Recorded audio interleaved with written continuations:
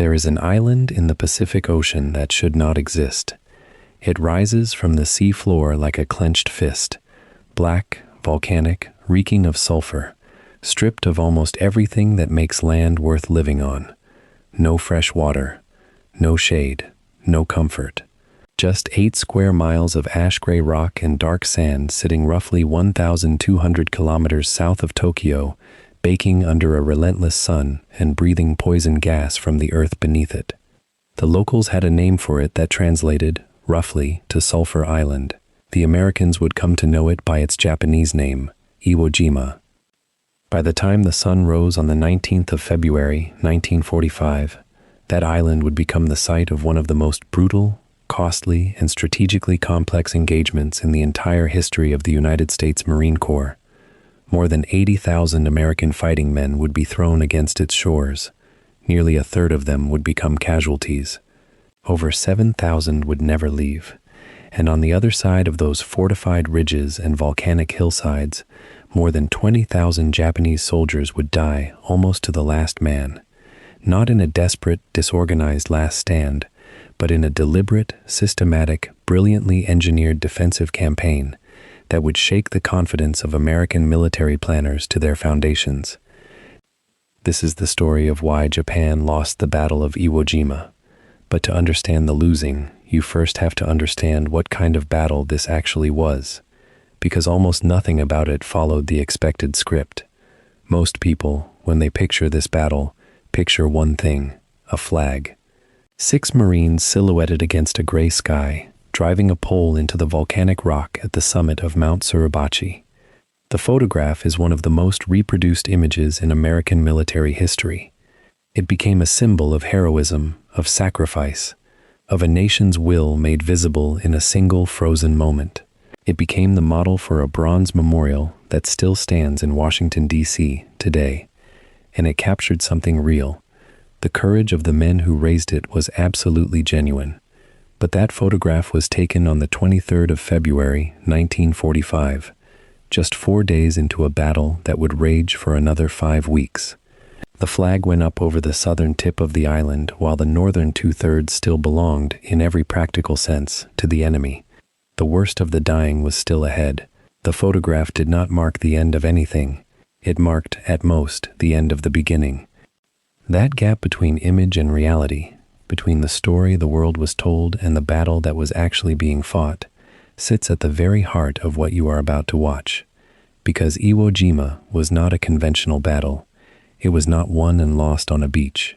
It was not decided in a single dramatic charge or broken by a single tactical masterstroke. It was a grinding, underground, meter-by-meter war of attrition fought inside a volcanic island that one man had spent nearly 8 months transforming into a fortress unlike anything the American military had encountered before. That man was Lieutenant General Tomoshiro Kuribayashi, and he understood something that many of his contemporaries refused to accept, that Japan could not win this battle in the traditional sense. He was not fighting to hold the island. He was fighting to make taking it cost so much that the Americans would be forced to reconsider everything that came next. He very nearly succeeded. This is also, at a deeper level, a story about the collision between 2 entirely different philosophies of war. On one side, an American military machine of almost incomprehensible industrial scale, hundreds of ships, thousands of aircraft, an invasion force supplied and supported and reinforced by the most powerful economy the world had ever produced. On the other side, a garrison of over 20,000 men cut off from reinforcement, rationing water, ammunition, and food, fighting from tunnels dug by hand through volcanic rock, under the command of a general who had forbidden the kind of suicidal charges that had squandered Japanese lives on other Pacific islands. One side had everything. The other side had almost nothing, and the side with almost nothing held on for 36 days. Understanding how that was possible, and why it ultimately was not enough, tells you something important not just about this battle, but about what war at its most extreme actually demands of human beings. So if you are settling in for the night, or winding down after a long day, or you have found this channel because you want to understand the real mechanics of history's most consequential conflicts, then you are in the right place. If this is your first time here, please do consider subscribing. We cover the great battles of history not as simple stories of victory and defeat, but as deeply human events driven by decisions, geography, resources, and the enormous weight of what individual men choose to do when the worst imaginable circumstances close in around them. That is what this channel is built on, and that is precisely what Iwo Jima gives us. Over the course of this documentary, we are going to walk through every phase of this battle, from the geological accident that made this island strategically irreplaceable, to the first Japanese fortifications being blasted into volcanic rock months before the Americans arrived, to the landings themselves, to the savage northward push across ground that had been engineered to kill. We will look closely at Kuribayashi's tunnel network, 7 miles of interconnected passages that allowed his forces to vanish, reappear, and concentrate fire in ways that confounded American commanders trained for a different kind of enemy. We will examine the American response, the escalating commitment of resources, the tactical adaptations, the growing private doubts among the officers who had planned the operation, and we will end where every honest account of this battle must end, with the question of what was actually gained and what it cost. The answer to that question is uncomfortable. It was uncomfortable for the men who survived it. It was uncomfortable for the generals who authorized it. And it should, in some quiet way, be uncomfortable for all of us, because the Battle of Iwo Jima did not fit neatly into any story of clean and justified sacrifice. It was a battle of staggering American bravery set against a backdrop of staggering Japanese defensive genius, and the outcome, technically an American victory, came wrapped in a casualty list that forced an entire military establishment to ask whether the way they were fighting this war needed to fundamentally change before the final chapter could be written. The island is still there. It still smells of sulfur. Steam still rises from cracks in the volcanic rock. The black sand beaches where thousands of men died are quiet now, as black sand beaches go. Japan reclaimed the island in the early 1960s, and today it is home to a small Japanese maritime self-defense force base and a joint American-Japanese memorial. Every year, veterans and their families from both sides have gathered there together, standing on the same ground, looking at the same mountain, carrying the same weight of what happened in 36 days in the winter and early spring of 1945. There is something in that image worth holding on to as you settle in and let this story begin. Two nations, on opposite sides of one of history's most brutal conflicts, eventually finding a way to stand on common ground and remember together. Not because war is noble, not because the dying was worth it in any simple arithmetic sense, but because the men who fought there, on both sides, deserve to be remembered honestly, in full, without the flag photograph doing all the work. That is what we are here to do tonight. So find somewhere comfortable. Let the story come to you. This is Iwo Jima, and this is why Japan lost. Somewhere in the vast emptiness of the Western Pacific, roughly halfway between the Mariana Islands and the Japanese mainland, a small piece of volcanic rock breaks the surface of the ocean and refuses to disappear. It is not beautiful. It offers no sheltered harbor, no fresh streams, no shade from the relentless tropical sun. The soil is the color of charcoal and smells faintly of rotten eggs, poisoned by the sulfurous gases that leak upward from the volcanic activity, still churning beneath the island's crust. Sparse, wind-beaten scrub clings to the ground in places, but nothing flourishes here. Nothing was ever meant to flourish here. The island is called Iwo Jima, in Japanese, literally Sulphur Island. And in early 1945, it is about to become the site of one of the most brutal, costly, and consequential battles in the history of the Pacific War. The island itself is barely 8 square miles in area. A person could walk its entire length in less than 2 hours under normal circumstances. At its southern end, a dormant volcanic cone rises roughly 550 feet above sea level, a brooding mass of dark rock that commands an unobstructed view across the entire island and far out to sea in every direction. Moving northward from that cone, the terrain flattens briefly into a narrow neck of black sand beaches, before rising again into a broken plateau of ridges, ravines, and rocky outcroppings that cover the northern two-thirds of the island. There is no natural fresh water to speak of. Any water the island's inhabitants require must either be collected from rainfall or produced artificially. The ground temperature in places exceeds boiling point, just a foot or two below the surface. Men who dug into the earth here could cook rations in metal containers by burying them in the soil and waiting. This was not a place where armies were supposed to fight, but armies rarely get to choose their ground. For centuries, Iwo Jima existed on the margins of human awareness, visited occasionally by fishermen and briefly settled by Japanese civilians who extracted sulfur from the island's volcanic deposits. By the early 20th century, Japan had formally incorporated the island into its administrative territory, recognizing that its location, if nothing else, gave it a value that the island's barren surface could never provide on its own. Iwo Jima sits almost precisely at the midpoint of the air corridor between the Mariana Islands and the Japanese home islands. Aircraft flying that corridor must pass within range of whatever forces are stationed on the island. That single geographic fact transformed a sulfurous outcrop with no natural resources and no agricultural potential into a piece of ground that two great nations would eventually spend tens of thousands of lives to possess. By the middle years of the Pacific War, American strategic planners had their eyes fixed on Japan itself. The campaigns fought across the central and southwestern Pacific. The grinding advances through Guadalcanal, Tarawa, Saipan, and the Philippines had pushed American forces steadily closer to the Japanese homeland. The development of the B-29 Superfortress bomber gave American commanders an aircraft capable of reaching Japan from bases in the Mariana Islands, and by late 1944, those bombing missions were already underway. But the long ocean crossing from the Marianas to Japan and back again imposed brutal costs. Damaged aircraft had no place to land between the target and home.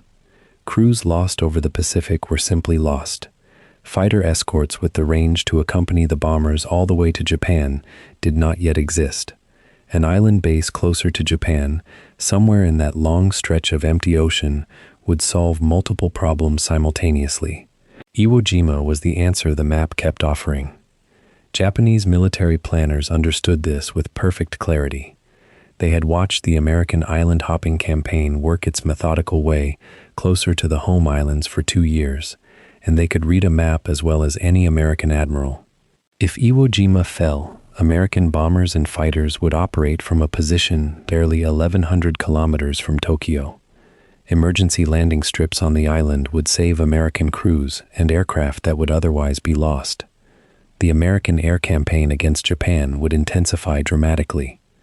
Beyond the air war, an American presence on Iwo Jima would represent a visible, undeniable breach of what Japanese military doctrine defined as the inner defensive perimeter, the last ring of island positions standing between American forces and the Japanese mainland. Losing Iwo Jima would not just be a tactical setback, it would signal to the Japanese population and government that the war had entered its terminal phase. The island, therefore, had to be held, whatever the cost. What made Iwo Jima so difficult to hold was precisely what made it so important.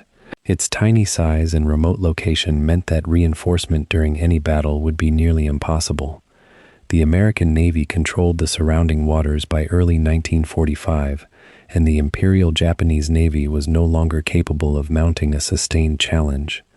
Supply convoys attempting to reach the island would be intercepted and destroyed. Once a battle began, the garrison on Iwo Jima would be fighting alone, entirely dependent on whatever supplies, ammunition, and manpower had been stockpiled before the fighting started.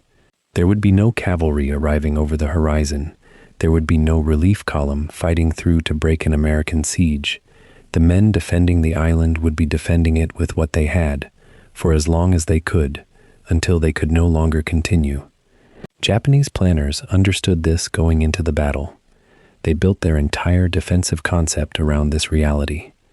The island's geography, so hostile to ordinary human habitation, happened to be extraordinarily well suited for the kind of defense the Japanese envisioned. The volcanic rock that made farming impossible and water collection so difficult was the same rock that could be tunneled through with enormous effort to create underground positions of formidable strength.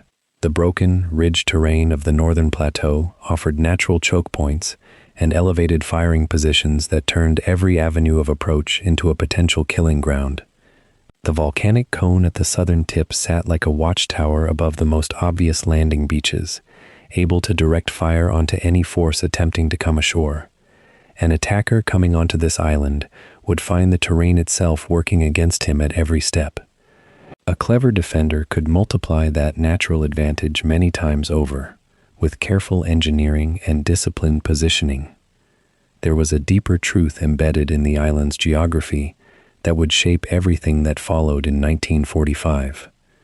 Iwo Jima had almost no place for its defenders to hide from aerial and naval bombardment, no forests to screen troop movements, no hills tall enough to deflect naval shells fired from offshore.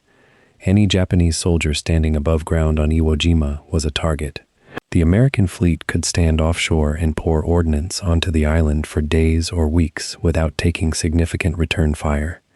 Every Japanese gun emplacement, every artillery piece, every mortar position that was visible from the air or from the sea would be destroyed before the first American boot touched the black sand beaches. If the defense was going to have any meaning at all, it would have to go underground. The island was essentially telling its defenders, dig or die. The question was whether the garrison's commanders were wise enough to listen. By early 1945, Japan's strategic situation across the Pacific had deteriorated to a degree that even the most optimistic members of the Imperial High Command could no longer ignore. American forces had retaken the Philippines. The Mariana Islands were in American hands. The B-29 raids on Japanese cities were intensifying month by month. The Imperial Japanese Navy, which had once projected power across a third of the planet's surface, had been shattered at the Battle of Leyte Gulf and was no longer a meaningful fighting force. Japan's air power, bled white by years of combat against an opponent whose industrial production it could not match, was being conserved for a final desperate strategy built around suicide attacks. The outer defensive perimeters had collapsed one by one. What remained was the inner ring, the Ryukyu Islands, Formosa, and the volcanic chain that included Iwo Jima, and beyond that, the home islands themselves. Japanese planners looked at Iwo Jima and saw not a position they could genuinely hold in the traditional sense, but a position they could use to buy time and inflict pain. Every week the battle for the island lasted was a week during which American planners had to reckon with the cost of continuing the Pacific campaign. Every American casualty on that black volcanic sand was a data point that American military commanders and political leaders would have to weigh against the prospect of continuing the war all the way to the Japanese mainland. Japan's military leadership had largely abandoned any realistic hope of outright victory by this point. What they were pursuing instead was a calculation of cost. Force the Americans to pay so dearly for every island, every mile of Pacific real estate, that the political will to continue would eventually fracture. Iwo Jima was chosen as the place to make that calculation concrete. Into this strategic situation, onto this sulfurous, waterless, barren scrap of volcanic rock in the middle of the Pacific, two of the most powerful military machines the modern world had ever assembled were about to converge. One was building toward the island from the east, assembling an invasion force of staggering scale in the ports and anchorages of the Mariana Islands. The other was already on the island, digging deeper by the day, vanishing into the volcanic rock like soldiers becoming part of the earth itself. The island sitting between them offered neither side anything worth having in ordinary terms. No resources, no beauty, no comfort, no promise of prosperity. What it offered was position, a single irreplaceable point on the map where geography and strategy met in a way that made conflict inevitable. The sulfur still leaked from the ground. The volcanic rock still absorbed the heat of the Pacific sun and radiated it back upward through the night. And beneath that rock, something remarkable was taking shape. A fortress unlike anything the Pacific War had yet produced. He arrived in the heat of a Pacific summer, stepping onto black volcanic sand that reeked of sulfur and simmered beneath his boots. The island offered no shade, no welcome, and no illusion of comfort. Lieutenant General Tomoshiro Kuribayashi surveyed what he had been given to defend, a barren, steaming strip of rock barely 8 square miles in area, surrounded on all sides by open water, with no natural harbor, no reliable fresh water, and no possibility of meaningful reinforcement once the enemy closed in. Other officers might have seen a posting to Iwo Jima as a sentence. Kuribayashi saw it as a problem, and problems, in his long experience, had solutions, even difficult ones. He had not risen through the Imperial Japanese Army by accepting the terms he was handed. He had risen by thinking clearly where others thought traditionally, and by studying enemies that others refused to take seriously. June of 1944 brought him to this place, and what he did with it over the following months would rewrite the grammar of defensive warfare in the Pacific. Kuribayashi was not a typical product of the Japanese military machine. Where many of his contemporaries had been steeped in a culture that prized sacrifice over survival and spiritual force over material calculation, he had spent considerable time outside Japan, stationed in North America during the 1930s as a military attaché, observing American industry, American infrastructure, and above all, American determination. He had moved through a country that produced steel and ships and aircraft at a scale that most Japanese officers preferred not to contemplate. He had watched factory floors where thousands of workers built machines of war with the same methodical efficiency that a craftsman might bring to a single blade. What Kuribayashi took from that experience was not admiration in any sentimental sense, but rather a cold and precise understanding of what Japan would eventually face when America finally committed itself to the Pacific in full. He returned home carrying a knowledge that was, in certain circles, deeply uncomfortable. The doctrine that dominated Japanese military thinking in the early years of the war placed enormous faith in the spirit of the fighting man, the belief that courage, ferocity, and willingness to die could compensate for deficiencies in material strength. This was not simply propaganda. Many senior officers genuinely believed it, or had convinced themselves to believe it, because the alternative was an admission that Japan could not sustain a prolonged industrial war against the United States. Kuribayashi did not share this belief, or at least did not allow himself the luxury of it. He understood that spirit, however fierce, does not stop artillery. He understood that a man willing to die is not necessarily more dangerous than a man determined to survive long enough to keep fighting. This distinction between the mythology of sacrifice and the mechanics of attrition would become the foundation of everything he built on Iwo Jima. When he arrived on the island and began his initial assessment, the situation he inherited was not encouraging. Existing fortifications were modest and conventional, the kind of coastal gun emplacements and beach-facing positions that assumed the battle would be won or lost at the waterline. The prevailing logic in island defense across the Pacific had been to meet the enemy at the beach, to hit the landing forces while they were most vulnerable, and to drive them back into the sea before they could consolidate. It was a logical approach. It had also, by the middle of 1944, failed repeatedly. Kuribayashi had watched the pattern play out across Tarawa, across the Marshalls, across Saipan. American naval gunfire and air power simply obliterated beach defenses before the landing craft touched shore, and whatever remained was overwhelmed by sheer weight of numbers and firepower in the hours that followed. He was not going to repeat that mistake. His conclusion was radical in the context of Japanese military doctrine, and he must have known that it would not be embraced without resistance. He intended to abandon the beaches entirely as a primary defensive line. Not to yield them without a fight, but to resist the reflex, deeply ingrained in Japanese tactical thinking, to concentrate forces where they could be seen and destroyed by naval bombardment. Instead, he would take his men underground.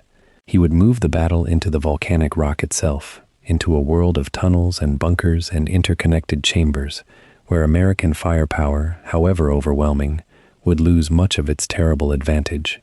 The island's geology, porous volcanic rock that could be blasted and burrowed through with relative speed, made this possible. Its geography, the ridges and elevated ground of the northern plateau, the commanding cone of Mount Suribachi at the southern tip, gave him terrain he could use.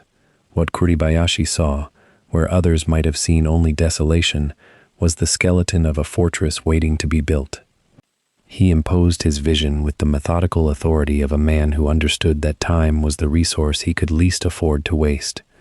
Work details began almost immediately, operating around the clock in rotating shifts, drilling into the rock by hand and by machine in the punishing heat. The labor was extraordinary. Volcanic rock is not cooperative material. Dense and irregular, laced with pockets of superheated gas and unpredictable in its composition. Men worked in conditions that stripped the romance from any notion of heroic service, sweating through temperatures that reached dangerous levels underground, breathing air thick with sulfur, emerging to eat and sleep and return again to the darkness. Kuribayashi understood this and made a point of walking the construction sites himself, not as a gesture of theater, but because he needed to see what was actually being built, not simply what was being reported to him. He was, by multiple accounts that survived the battle, a commander of unusual personal habits for a man of his rank. He did not demand the insulation from hardship that Japanese military culture often extended to senior officers. He ate the same rations as his men. He slept in conditions that offered little comfort. He wrote letters home, to his wife and children, with a frankness and tenderness that sat in strange contrast to the brutal calculus of the defense he was constructing. Those letters, which survived him, reveal a man who held no illusions about what was coming, who understood that the island would eventually fall, and who had accepted this not with despair, but with a kind of clear-eyed resolve that the process of falling must cost the enemy as much as possible. He did not speak of honor in the abstract. He spoke of killing Americans, in careful, specific, almost clinical terms, because killing Americans in sufficient numbers was the only purpose his defense could serve. The officers under his command did not universally share his perspective, and several conflicts arose early in his tenure over the direction of the fortification effort. There were those who argued for a more aggressive posture, for positions closer to the beach, for the kind of dramatic forward defense that tradition and instinct demanded. Kuribayashi overruled them, consistently and without apology. He understood that morale in a military organization can be invested in tradition even when tradition is demonstrably wrong, and he had neither the time nor the patience to manage that investment carefully. His authority came from his rank and from the clarity of his reasoning, and he used both without hesitation. By the end of the first months of his command, the direction was set, and the work was proceeding according to his design. What he was building was not simply a defensive line, but a philosophy given physical form. Every position was sited for mutual support, so that any American attack on one point would be met not only by the defenders of that point, but by fire from adjacent positions that could not easily be identified or suppressed. Bunkers were designed with multiple entrances and exits, connected by tunnels that allowed defenders to withdraw, reposition, and reappear at unexpected angles. Ammunition and supply caches were distributed throughout the network so that the destruction of any single point would not cripple the overall defense. Artillery and mortars were registered on the beaches and the approaches, their firing data calculated in advance, so that when the time came, they could deliver accurate fire without exposing themselves to observation. The whole system was designed to absorb punishment, to frustrate simplistic assault, and above all to make the island expensive. Kuribayashi issued orders that formalized his tactical philosophy in terms his men could carry with them into the underground positions they would eventually never leave. He specified that each defender should aim to kill at least 10 Americans before dying, not as a spiritual aspiration, but as a practical target, a measure of the minimum contribution expected before a man's ammunition and strength ran out. He forbade the banzai charge, the mass frontal assault that had become a kind of ritual of Japanese defeat across the Pacific, costly in lives and almost entirely without tactical value. He understood that the banzai charge, whatever its emotional power, simply accelerated the depletion of his force and handed the Americans the kind of clean, decisive engagement they were equipped to win. His men would not give them that satisfaction. His men would make them pay for every yard, every ridge, every cave entrance, for as long as human endurance and dwindling supplies could sustain it. By the autumn of 1944, the basic shape of the defense was taking form beneath the island's scorched surface. The tunnels were growing longer and deeper and more complex. The gun positions were being carved into rock faces and hillsides, with fields of fire that covered each other in overlapping patterns. The men who were building this system were also the men who would have to fight from it, and they knew with increasing certainty what that would mean. Kuribayashi had given them something that most defensive commanders in that war had failed to provide. Not false hope of victory, but a coherent purpose. They were not there to win. They were there to make the cost of taking this island so high that somewhere, in some conference room far from the sulfurous heat of Iwo Jima, American planners might hesitate before authorizing the next invasion. Whether that calculation would ultimately matter was beyond his control. What was in his control, he controlled completely. The man who walked those tunnels in the months before the landings was not a fanatic and not a fool. He was something more dangerous, a realist who had accepted the worst-case outcome and built around it with cold professional precision. He had studied his enemy. He had discarded the comforting myths of his own military culture. He had looked at an 8-square-mile rock in the middle of the Pacific and seen not a lost cause, but a killing ground, designed to extract the maximum possible price from the most powerful military force the world had yet assembled. The Marines who would come ashore in February of 1945 would face not the defense that Japanese doctrine prescribed, but the defense that Kuribayashi's clear and unsparing intelligence had built specifically for them. The island gave nothing freely. Its soil burned at the touch, laced with sulfur that seeped upward through every crack and fissure in the rock. Fresh water was almost non-existent. The vegetation, thin and brittle, offered no shade and no concealment. To the men who arrived on Iwo Jima in the summer of 1944, it must have seemed less like a military posting and more like a sentence, a slow exile to the edge of the habitable world. But Tomoshiro Kuribayashi did not see a wasteland. He saw a weapon. From the moment he took command, Kuribayashi understood one thing above all others. A conventional defense would fail. The Americans were coming with a fleet larger than anything the Pacific had previously witnessed. Warships, landing craft, aircraft carriers, and tens of thousands of Marines hardened by years of island combat across the ocean. Any force that stood on the beaches to meet them would be destroyed by naval gunfire before it could fire a single meaningful shot in return. Kuribayashi had studied American operational doctrine carefully, and he recognized the pattern: overwhelming offshore bombardment, amphibious landings, rapid consolidation of a beachhead, then a methodical push inland, supported by air and artillery that the Japanese simply could not match. To fight that battle on American terms was not a strategy. It was a death wish with extra steps, so he discarded the playbook entirely. Previous Japanese island defenses, Tarawa, Saipan, Peleliu, had largely attempted to hold the waterline, to stop the enemy at the moment of greatest vulnerability, thigh-deep in the surf. They had failed, at enormous cost, without extracting proportionate casualties. Kuribayashi looked at those defeats and drew a different conclusion. The beach was not the killing ground. The interior was.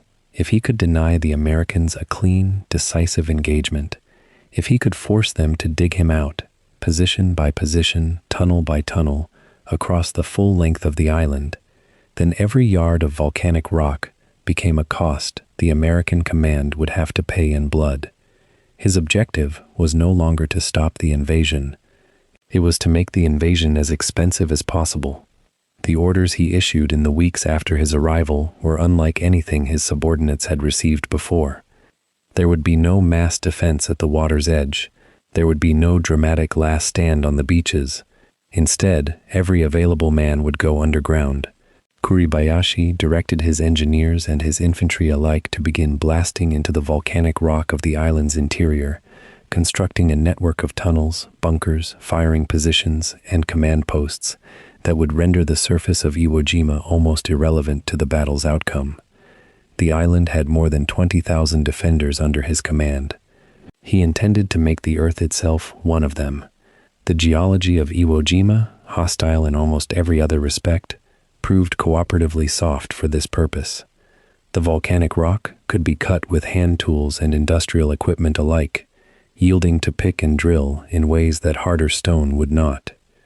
Japanese engineers worked in shifts, carving downward and outward through the island's subsurface, constructing rooms large enough to shelter dozens of men, corridors wide enough to move artillery components, and ventilation shafts that allowed circulation of air and the dissipation of the island's constant sulfurous gases through the deepest sections.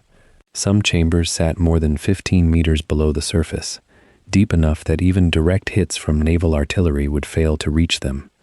The men working in these tunnels breathed thick, acrid air and labored in temperatures that climbed to unbearable levels. They kept working. The scale of what Kuribayashi demanded was staggering. By the time the American fleet appeared on the horizon in early 1945, his men had excavated roughly 18 kilometers of interconnected tunnel passages beneath the island's surface. These were not crude foxholes or shallow ditches. They were engineered military installations with reinforced firing slits calculated to provide overlapping fields of fire, blast doors positioned to limit damage from explosions, and multiple exit points that allowed defenders to withdraw from one position and reappear at another without ever exposing themselves to the surface. The network connected the island's major terrain features, the high ground of Mount Suribachi in the south, the central airfields, and the fortified ridges of the northern plateau, into a single, fluid defensive organism. Gun emplacements were positioned not simply for direct fire, but for what Kuribayashi's planners called interlocking coverage. Every approach to every position was covered by fire from at least two other positions. An American squad clearing a bunker from the front would find itself under fire from positions to the left and right that had been invisible moments before. The killing ground was designed to expand in every direction from the moment the first Marine set foot on the beach. Artillery pieces, mortars, heavy machine guns, and anti-tank weapons were all embedded in reinforced concrete casements, many of them built with their apertures angled away from the ocean to reduce their silhouette against American naval targeting. They would not be seen until they opened fire. And by then, the mathematics would already be working in Kuribayashi's favor. He gave special attention to the terrain he expected the Americans to cross. The black volcanic sand of the landing beaches was loose and deep, a natural obstacle that would slow vehicles and exhaust infantry. Above the beaches, a series of terraces and ridges gave the interior high ground a commanding view over anyone attempting to move forward. Kuribayashi positioned his strongest concentrations of firepower in these elevated zones, with tunnels running back from each emplacement into the rock behind, allowing crews to withdraw under bombardment and reoccupy their positions once the shelling lifted. The Americans would shell a position, assume it was destroyed, and then find it firing again as they approached. Each repetition would cost them more men and more time. Supplies were stockpiled deep underground in quantities sufficient to sustain the garrison for months without any resupply from the home islands. Kuribayashi understood, with cold clarity, that the Imperial Japanese Navy could not protect the sea lanes to Iwo Jima. The American Pacific Fleet was simply too powerful. Once the battle began, his men would fight with what they already had. He therefore accumulated food rations, ammunition, medical supplies, and water, collected laboriously from the island's limited underground sources and from rainfall cisterns, in quantities that would allow a prolonged resistance, even in a state of complete siege. He did not expect rescue. He planned around its absence. The discipline Kuribayashi imposed extended beyond fortifications and logistics. He prohibited the banzai charges that had characterized Japanese defensive efforts on other islands, those dramatic, costly assaults that had allowed American forces to destroy large formations of Japanese troops in open terrain. He recognized them for what they were: emotionally compelling, tactically ruinous. His men would fight from cover, conserve ammunition, and refuse to give the Americans the decisive engagement they needed to break the defense quickly. Every position would be held until it was physically untenable, and even then, surviving defenders would withdraw through the tunnel network to fight again from the next prepared position. The battle would have no single breaking point because Kuribayashi refused to create one.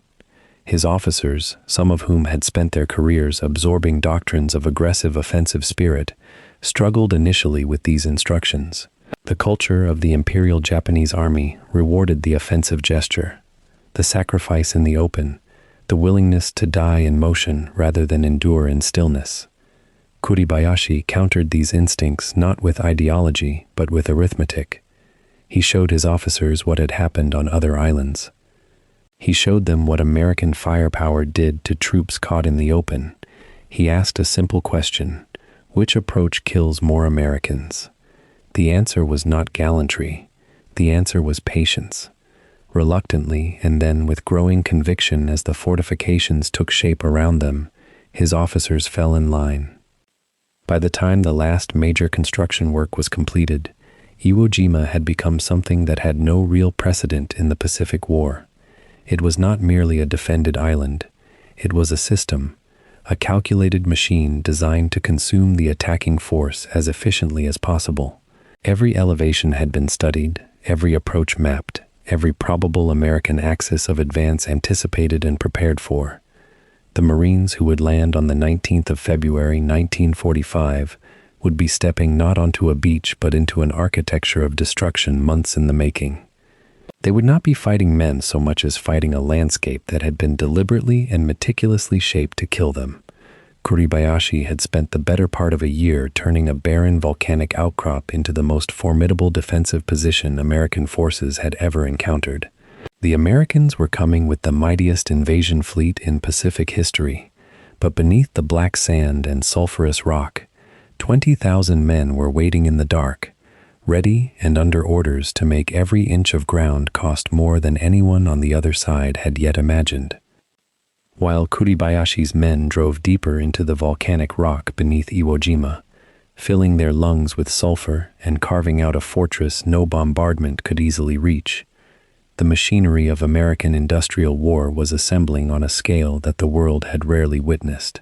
Across the vast stretches of the Central Pacific, from Pearl Harbor to the Mariana Islands, from the shipyards of California to the airfields of Tinian and Saipan, a force of crushing magnitude was being drawn together around a single objective: 8 square miles of black volcanic sand and sulfurous rock sitting roughly 1,100 kilometers south of Tokyo.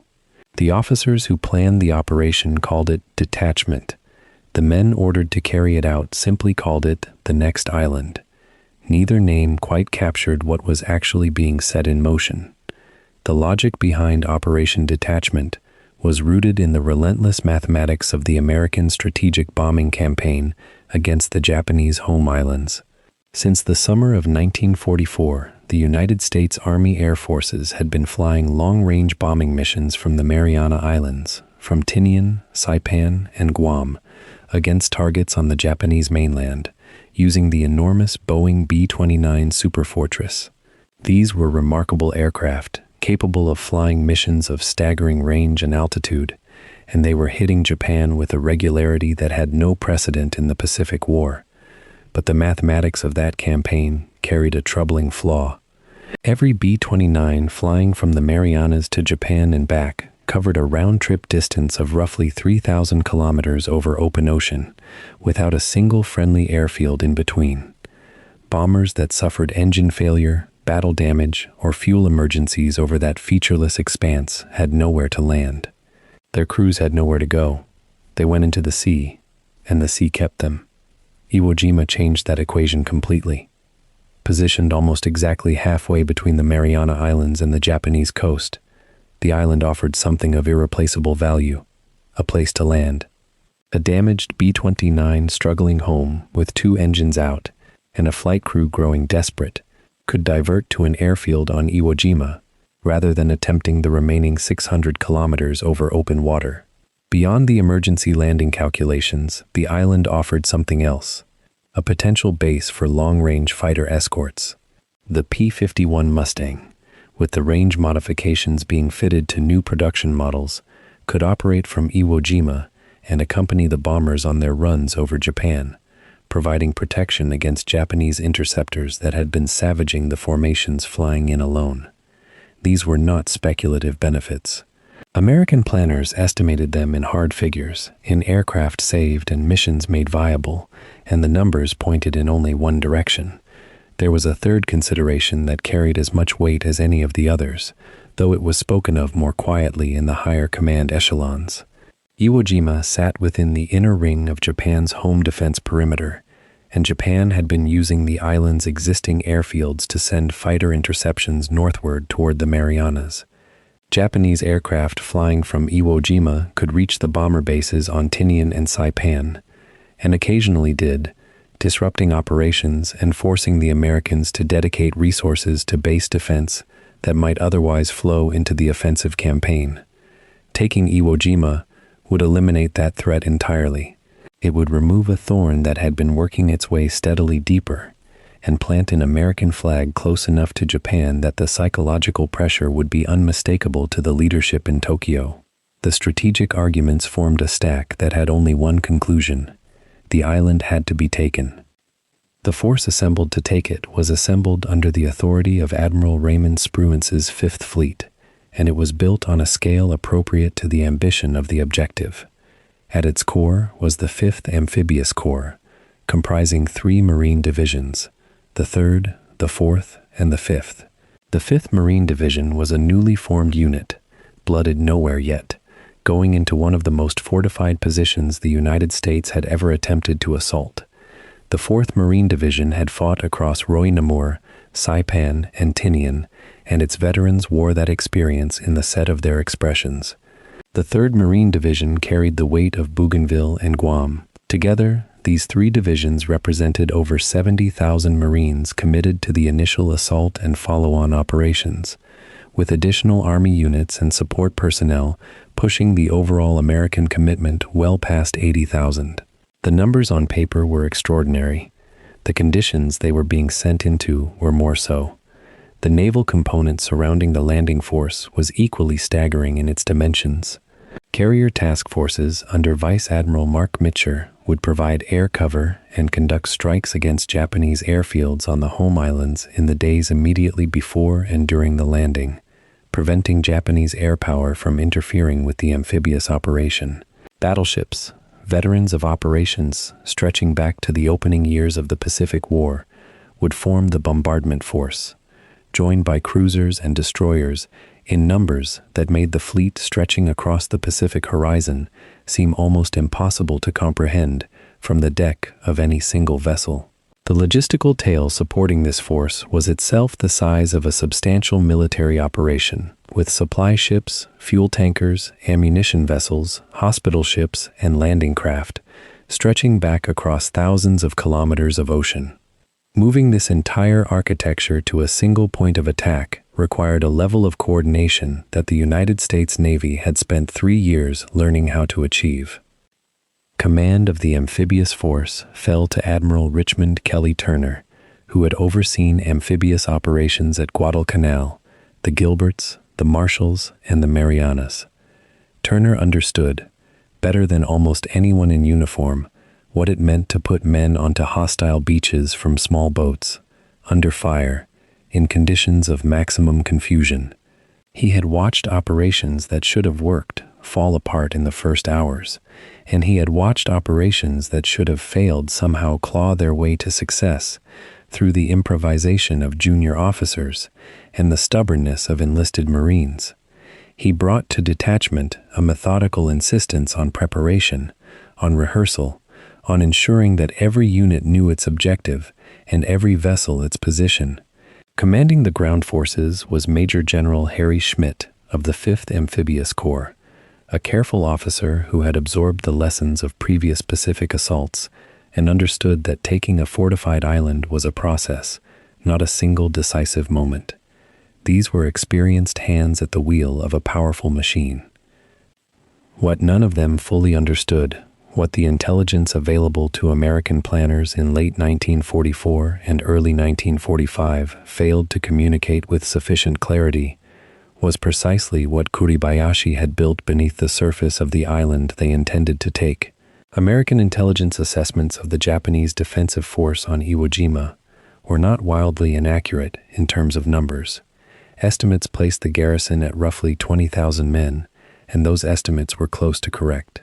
What the intelligence could not see, because its tools could not penetrate underground, was the nature of the defenses those 20,000 men had constructed. Aerial reconnaissance revealed surface fortifications, gun emplacements, observation posts, artillery positions dug into hillsides. What it could not reveal was the 17 kilometers of tunnels connecting those positions, the command posts 40 meters below the surface, the ammunition stores and medical facilities carved from living rock and designed to survive any conceivable level of bombardment. The picture that reached American planners was real as far as it went, but it went nowhere near deep enough. The pre-invasion estimate of how long the battle would take reflected this incomplete picture.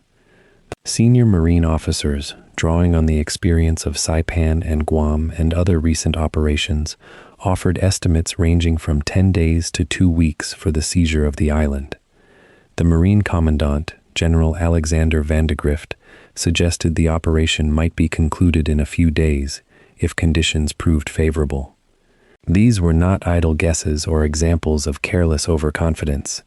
They were informed projections based on the best available information, applied by experienced officers who had fought their way across the Central Pacific. They were also, as events would prove, dramatically wrong.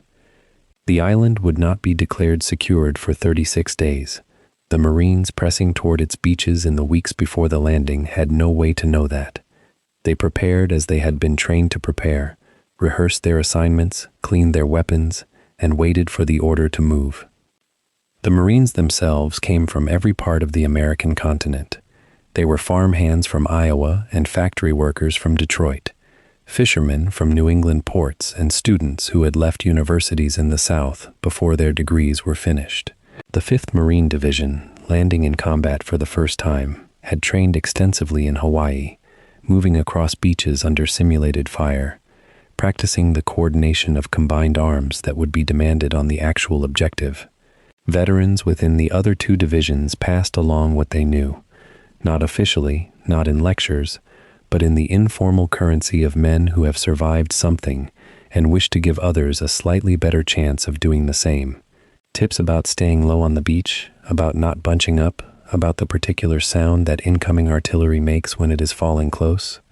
Knowledge that could not be written in any manual and could only be transferred from one human being to another. Across the water, beneath the island they were coming to take, Kuribayashi's garrison waited in near total silence. The Japanese general had drilled his men in fire discipline with a consistency that bordered on obsession. They would not reveal their positions prematurely.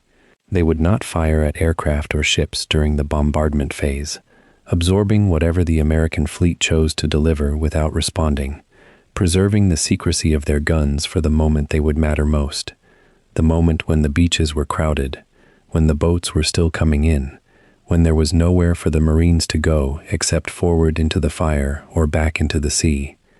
The Americans, assembling their vast, powerful, supremely confident force, could not see the trap being set for them.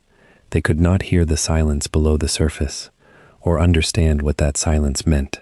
The greatest amphibious assault force ever committed in the Pacific was sailing toward a reception that would redefine what the word catastrophic could mean on a single morning. From a distance, it must have looked like the end of the world.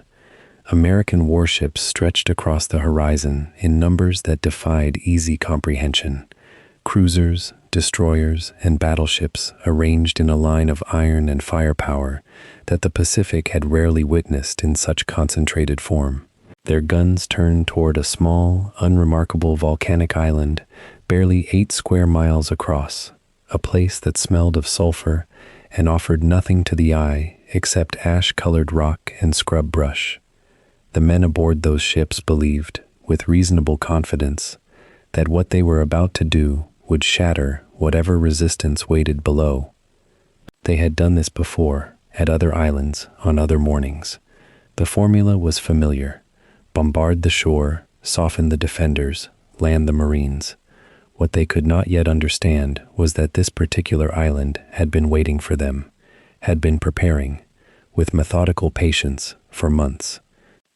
The pre-invasion bombardment of Iwo Jima began in earnest in the final days of January 1945. American naval planners had originally requested 10 full days of sustained bombardment before any ground forces went ashore. What they received was closer to 3 days of intense naval gunfire, a compromise forced by the competing demands of a Pacific campaign stretched across thousands of miles of ocean. Senior Marine commanders were uneasy about the reduction. Some pressed hard for more time, more tonnage, more shells. Their requests moved up the chain of command and were acknowledged, debated, and ultimately denied. The fleet had other commitments, other operations demanding its presence. 3 days would have to be enough. That decision would carry consequences no one on the American side fully anticipated. The aircraft arrived first, as they often did. Carrier-based planes swept low over the island in coordinated waves, dropping bombs across the flat southern beaches and up into the terraced ridges of the interior. From the air, Iwo Jima absorbed everything. Explosions carved fresh craters into the already tortured volcanic ground, throwing columns of black earth and sulfurous smoke into the sky. The island looked, from altitude, like something being erased, scorched and pitted and battered until nothing familiar remained. Pilots reported secondary explosions in some areas, small fires that burned briefly before dying out. The damage assessments that came back suggested significant destruction. They were not wrong, exactly. They were simply measuring the wrong things. Then the guns of the fleet opened up. The battleships moved in close, uncomfortably close by some calculations, bringing their heaviest weapons to bear on targets that aerial reconnaissance had identified as fortified positions, gun emplacements, and communication nodes. Shells the size of small automobiles crossed the short distance between ship and shore and impacted with force enough to shake the ground for hundreds of meters in every direction. The noise, even at sea, was physical, a concussive pressure that crewmen felt in their chests before they heard it with their ears. On the island's surface, the devastation appeared total. Concrete structures were demolished. Above-ground installations were obliterated. Anything exposed to that weight of metal and explosive force was destroyed without reservation. But Kuribayashi's army was not on the surface. The general had understood this moment long before it arrived. He had studied American amphibious doctrine carefully, had observed what naval gunfire had done to Japanese defenders at earlier island battles, and had drawn a precise and uncomfortable conclusion. Any force that stood in the open, any position that rose above ground, any gun that could be seen from the water would be destroyed. The solution was not to build stronger fortifications on the surface. The solution was to remove his army from the surface entirely. The tunnels his men had blasted through the volcanic rock over the preceding months, a network stretching more than 7 miles through the island's interior, were not merely shelters. They were the entire defensive system, hidden beneath a landscape that could absorb any amount of punishment from above and yield nothing of military consequence in return. While American shells rearranged the topsoil of Iwo Jima, Japanese soldiers sat in chambers carved from volcanic rock and waited. They had been drilling for this, rehearsing the discipline of stillness under bombardment. The tunnels were warm from the geothermal heat of the island, often unbearably so. Temperatures in some passages reached well above 100 degrees Fahrenheit. Water was scarce, the air thick and faintly chemical. Men rotated between rest and watchfulness in conditions that might have broken a less prepared force.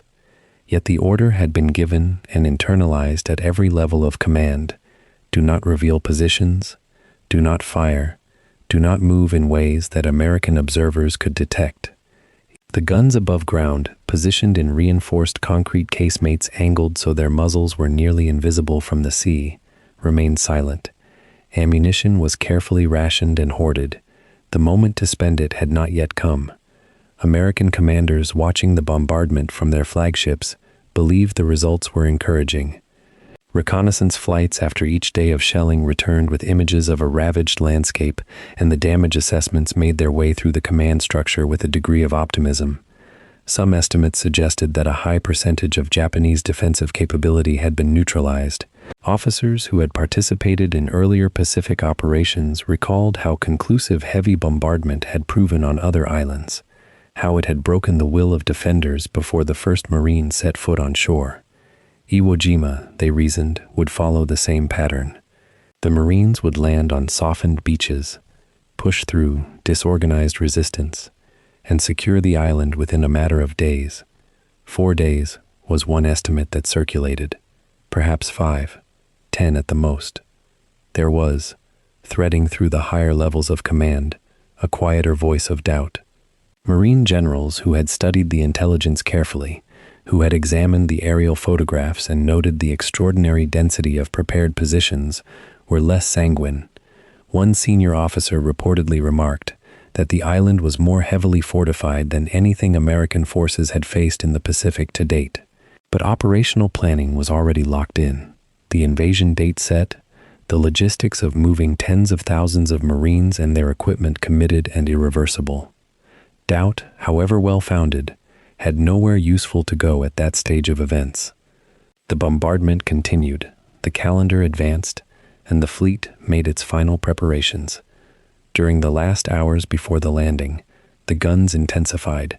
Every available ship oriented toward the shore and poured fire onto the beaches and the high ground overlooking them. The volume of ordnance in those final hours was staggering.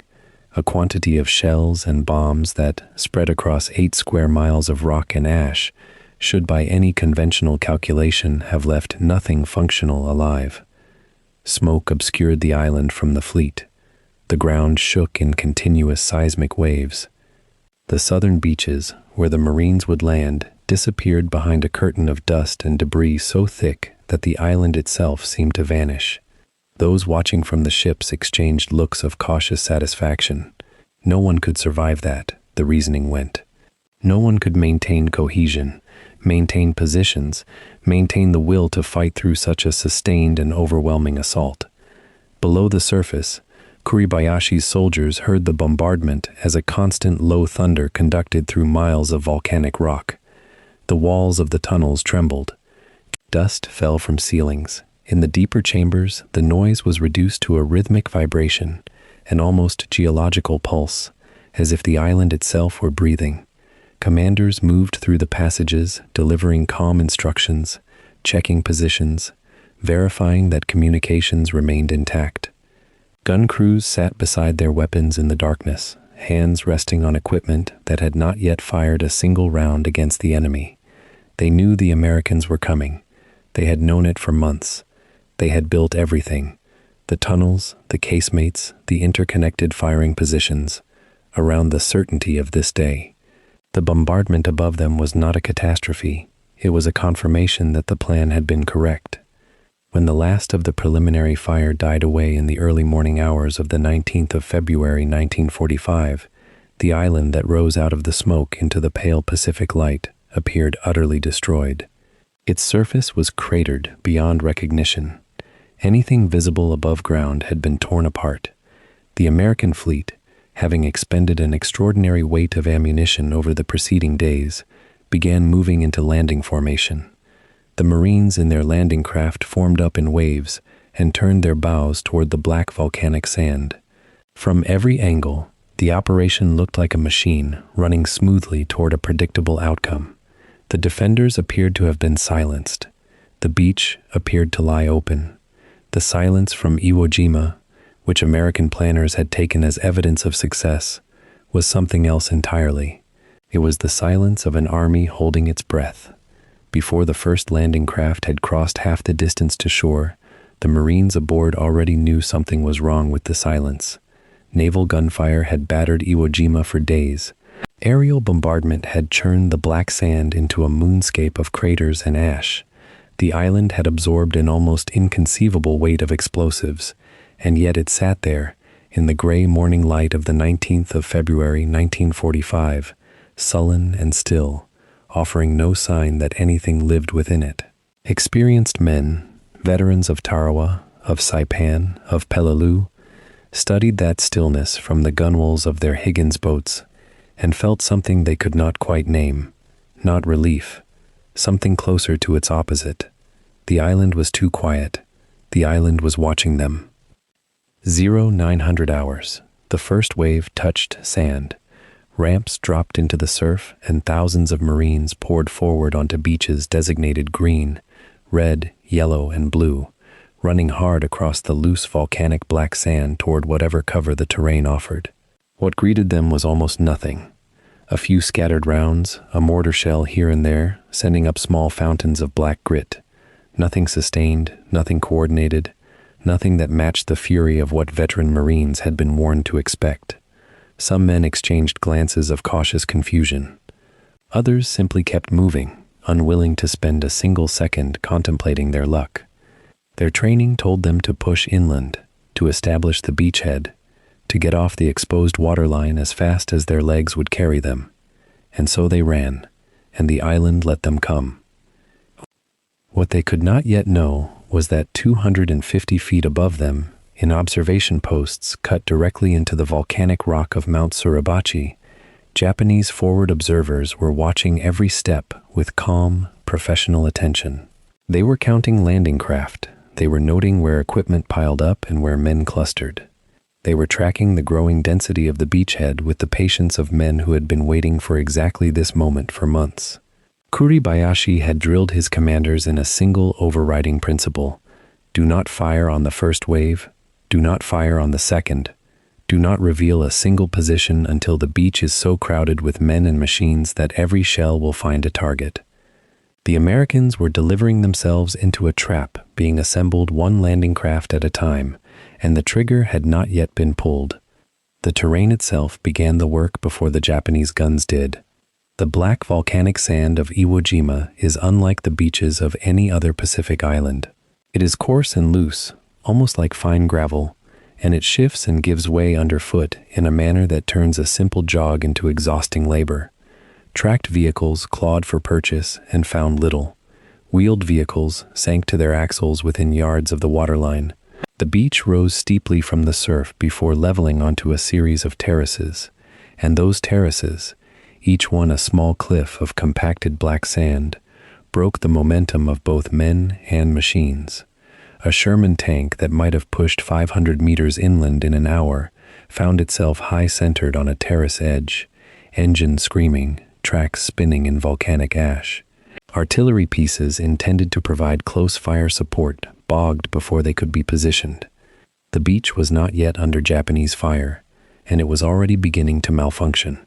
By mid-morning, with several waves ashore and the beachhead growing thicker by the minute, the congestion Kuribayashi had anticipated was becoming real. Landing craft queued in the surf zone, waiting for space to disgorge their cargo. Vehicles and equipment accumulated faster than they could be moved forward. Men pressed against the terraces, or hunkered in whatever shallow cover the geography provided, waiting for orders, waiting for the traffic ahead of them to clear.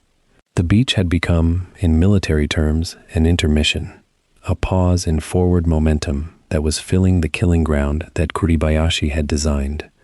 Officers pushed and urged and tried to maintain the advance, but physics and geography were conspiring against tempo. The island had slowed the American machine without firing a shot, and the observers above watched the crowd grow thicker. Then the island opened its eyes. It began with a sound that veterans would later describe as a roar, with no single origin, as though the ground itself had decided to fight.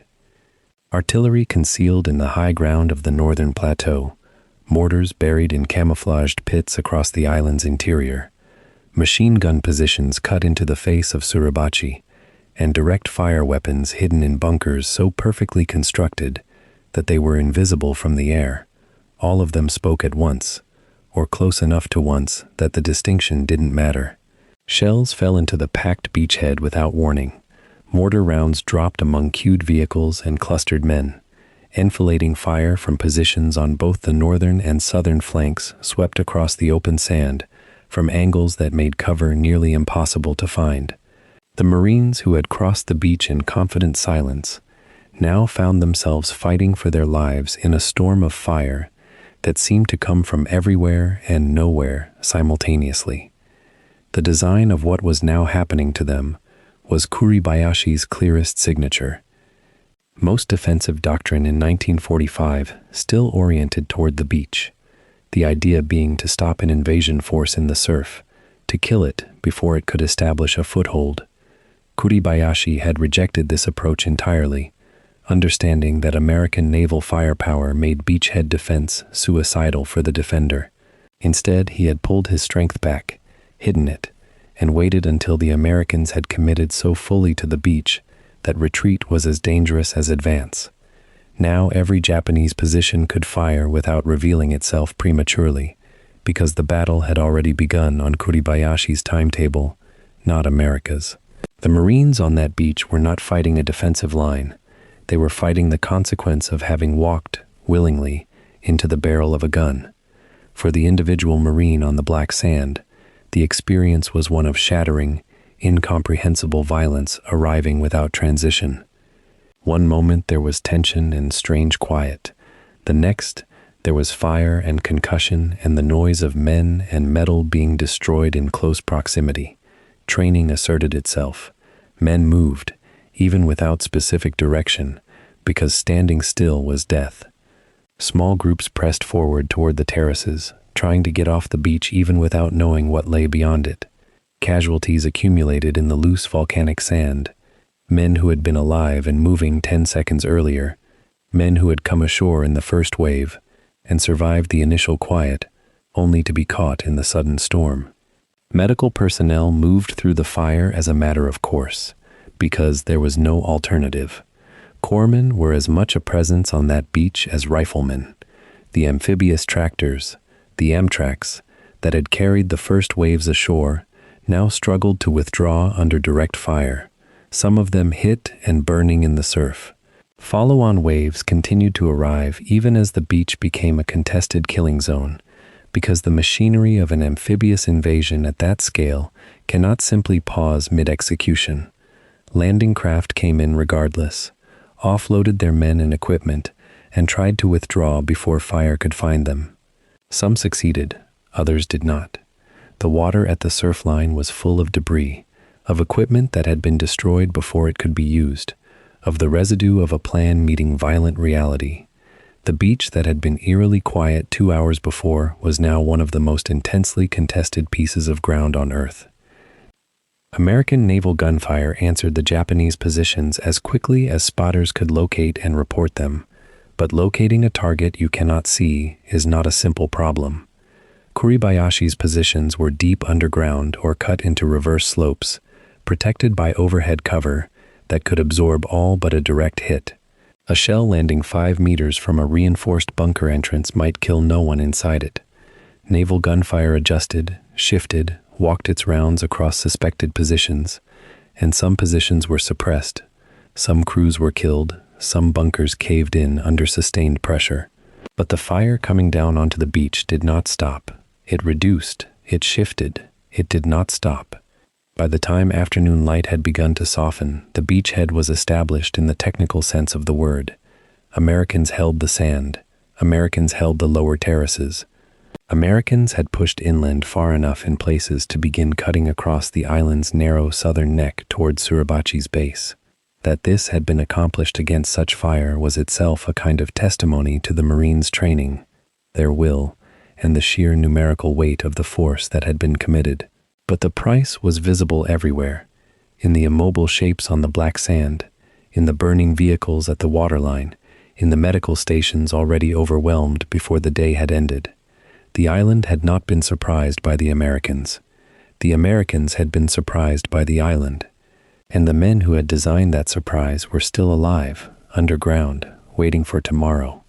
What the 19th of February 1945 proved, before a single ridge had been named or a single flag raised, was the nature of what Iwo Jima was going to demand. It was not going to yield to bombardment. It was not going to yield to courage alone, or to numbers, or to the speed of American logistics. It was going to have to be taken piece by piece, position by position, tunnel mouth by tunnel mouth, at a price that no one in the planning rooms of the Fifth Fleet had truly allowed themselves to calculate. The Marines who survived that first day ashore knew it. They had felt it in the volcanic sand under their boots and in the fire that had come for them with such patience. The island had let them come. Now it intended to make them stay. The sun climbs higher over the Pacific, and the beach at Iwo Jima transforms. What began as a landing becomes something far more terrible. The black sand, which has swallowed the feet of thousands of Marines in their assault, now swallows their blood as well. The initial waves had touched shore with comparative ease. Kuribayashi's silence, his refusal to open fire on the crowded beaches below, had lured the Americans into a trap of his own design. Now, as the morning advances and the beachhead becomes congested with men, equipment, and supplies, the Japanese reveal their hand. From the high ground surrounding the beach, from tunnels that honeycomb the volcanic rock, from bunkers that have survived weeks of bombardment, Japanese guns erupt with disciplined, murderous accuracy. The Americans realize too late that they have been herded, not defended against. They have been drawn into the killing zone. The fire comes from everywhere and nowhere at once. Machine guns mounted on Mount Suribachi rake the beach from the south. Artillery pieces concealed in the northern ridges pour shells down onto the congested landing zone, where thousands of Marines, weighed down by gear and ammunition, struggle to find cover in a world offering none. Mortars whistle down from unseen positions, and their explosions send sprays of volcanic sand and human fragments into the air. The beaches, which should have been secured by overwhelming force, become shooting galleries. Marines pile up behind abandoned equipment, behind bodies, behind anything that might stop a bullet or shrapnel. Officers scream orders that are swallowed by the roar of artillery. Corpsmen move between the wounded, their medical supplies exhausted within minutes. The carefully organized landing plan, rehearsed 100 times aboard the transports, dissolves into chaos. The casualty figures mount with shocking speed. By the time darkness falls on the 19th of February, nearly 600 Marines are dead. The phrase itself, spoken matter-of-factly in reports, masks the reality of 600 young men who will never return home, who will never see their families again, who have been reduced to names on casualty lists and eventually engraved on monuments that their own comrades will struggle to visit. But the dead, in a grim calculus of warfare, represent only part of the price. Over 3,000 Marines are wounded, some severely, many catastrophically. Men with missing limbs, men with burns covering half their bodies, men blinded by shrapnel, their eyes seared shut by the terrible heat of explosions. Men with abdominal wounds that spell slow death, even if they reach a hospital ship. The medical personnel aboard the transports and the newly established aid stations on the beach are overwhelmed. There are not enough stretchers, not enough plasma, not enough morphine, not enough hands to treat the endless procession of broken bodies. This casualty rate, nearly 600 killed and over 3,000 wounded in a single day, stands as the highest daily toll in Marine Corps history to that point. The 5th Marine Division, which spearheaded the landings, loses more men in one day than it has lost in any previous operation of the war. The 2nd Marine Division, following in support, watches with growing horror as the full scope of the carnage becomes apparent. Veterans of Saipan and Tinian find themselves shaken by what they witness on Iwo Jima's beaches. This is something different. This is not scattered resistance from a demoralized enemy. This is systematic, prepared, ruthless.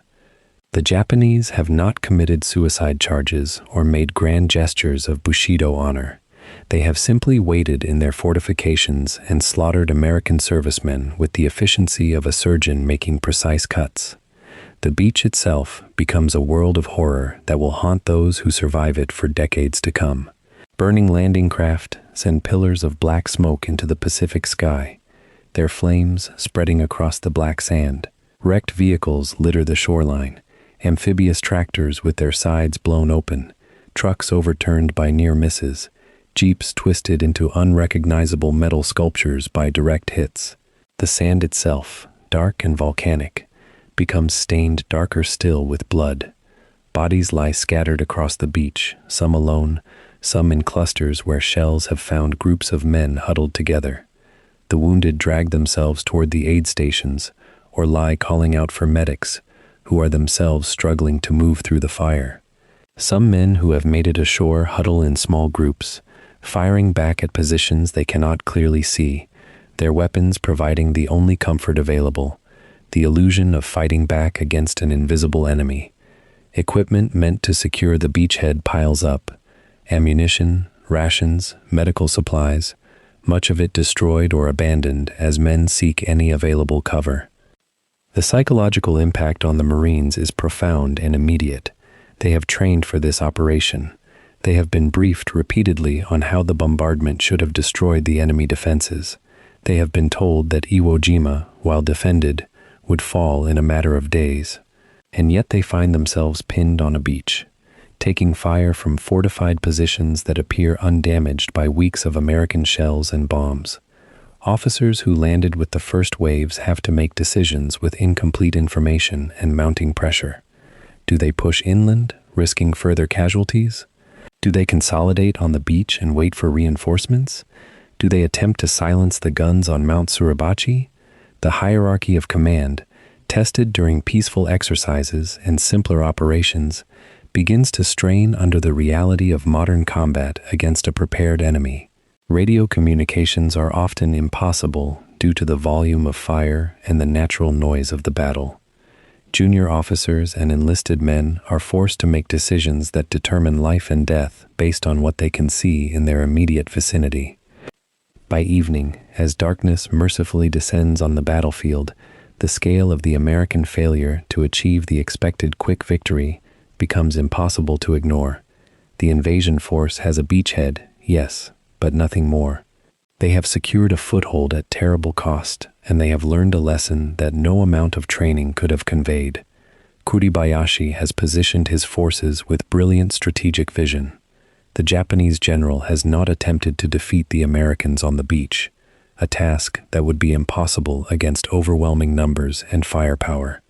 Instead, he has accepted the temporary loss of the beaches in exchange for time and the certainty that every American who pushes inland will be funneled into prepared killing zones. He has calculated correctly that the Americans, once ashore, will feel compelled to advance, to push forward, to seize the island and end the operation. And in that advancing, they will encounter the full weight of his defensive system. The commanders aboard the ships offshore, monitoring reports of the casualties, feel the first cold fingers of doubt beginning to grip their certainty. The operation was supposed to be a routine seizure of a small island, a necessary step toward the final assault on Japan proper. Intelligence reports had suggested the garrison was in the range of 13 or 14,000 troops. The plan called for a quick landing, rapid consolidation, and the beginning of airfield construction within days. And yet by nightfall on the first day, American forces have suffered nearly 4,000 casualties against an enemy that has barely been encountered in large numbers. The reinforcements being called in are substantial, far larger than the initial invasion force. The timeline for the operation begins to extend in the minds of planners who realize that what they are witnessing is not a failure of execution, but a fundamental miscalculation about the enemy's capability and willingness to fight. The Marines themselves, those who have survived the first day and who now huddle on the beach or in the shallow positions they have managed to establish, begin to understand that they face a different kind of war than they have fought before. The Japanese soldiers they will encounter, are not conscripts suffering from low morale or willingness to surrender. They are disciplined troops fighting from prepared positions, directed by a commander who understands defensive strategy in ways that many American officers are only beginning to grasp. The losses taken on the first day are not aberrations or the unfortunate cost of invasion. They are a preview of the price that will be demanded for every yard of the island that lies ahead. The men check their ammunition, treat their wounds, and prepare for a night that will bring little rest and much anxiety about what the next day will bring. Many of them, looking back on this first day in later years, will recognize it as the moment when they understood that their lives had changed fundamentally, that they were caught in something larger and more terrible than they had been prepared to comprehend. Word reaches the American command structure aboard the flagship, and messages begin to flow to higher headquarters in Hawaii and to the Joint Chiefs of Staff in Washington. The battle for Iwo Jima is not proceeding as planned. The island is held by a more numerous garrison than expected, and that garrison is demonstrating tactical skill and discipline. The bombardment that was supposed to destroy enemy morale and fortifications has proven largely ineffective because those fortifications are mostly underground, carefully hidden, designed to remain concealed until the moment of maximum destruction. The American military machine, vast as it is, understands that it must adapt. More troops will be sent, more supplies will be landed. The operation that was supposed to conclude swiftly will instead consume resources, time, and lives at rates that the planners are only now beginning to comprehend. The message is not yet clear in all its terrible implications, but the first day's casualty reports make it unmistakable. Iwo Jima will not be taken lightly. As night falls completely on the 19th of February, the Pacific Ocean reflects the stars and the fires burning on the island. The first day of the invasion ends not with triumph but with a grim reckoning. The Americans have achieved their primary objective. They have secured a beachhead and prevented the Japanese from throwing them back into the sea. But the cost has exceeded every expectation. The nearly 600 dead and more than 3,000 wounded represent a loss rate that cannot be sustained indefinitely. The supply ships standing offshore will be called upon to deliver not just the supplies necessary to support an advance, but the enormous quantities of ammunition that will be required to overcome an enemy that is not broken, not demoralized, and not preparing to surrender.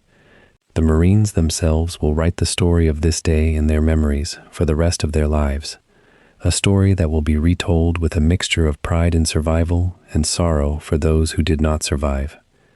The battle for Iwo Jima has truly begun, and neither side yet knows the full scope of the terrible mathematics that will govern the struggle ahead. The southern third of Iwo Jima rises abruptly from the black sand beaches into a formation that resembles nothing so much as a clenched fist thrust upward through the Pacific. Mount Suribachi, the name means vinegar kettle in Japanese, dominates the landscape with a presence that cannot be ignored. 556 feet of volcanic rock and ash, its slopes barren and exposed. It commands a field of fire across the entire southern portion of the island and serves as both a psychological and strategic anchor for the Japanese defense. To the American planners studying aerial reconnaissance photographs, Suribachi represents an immediate problem, a natural citadel that must be seized quickly to prevent it from becoming a permanent thorn in the side of the invasion force. To the Japanese defenders tunneling through its interior, it represents something far more significant, the last meaningful position of strength on the island's lower reaches, a place where men can delay the American advance and extract a price measured in blood and time. The mountain's interior tells a story written in stone and suffering. Japanese engineers, working for months before the invasion, have transformed Suribachi into a three-dimensional battlefield unlike anything the Marines have yet encountered. The volcanic cone contains approximately 174 caves, most of them interconnected through a network of tunnels that allow Japanese defenders to move unseen beneath the mountain's surface. Bunkers positioned at strategic elevations can fire down upon advancing Americans, with interlocking fields of fire. Ammunition storage rooms hewn from bedrock provide supplies for the defenders.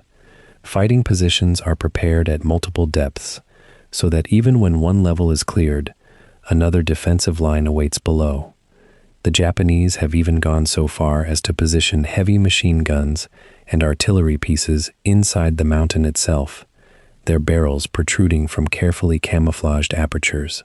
Every entrance and exit has been prepared with defensive positions and covered approaches.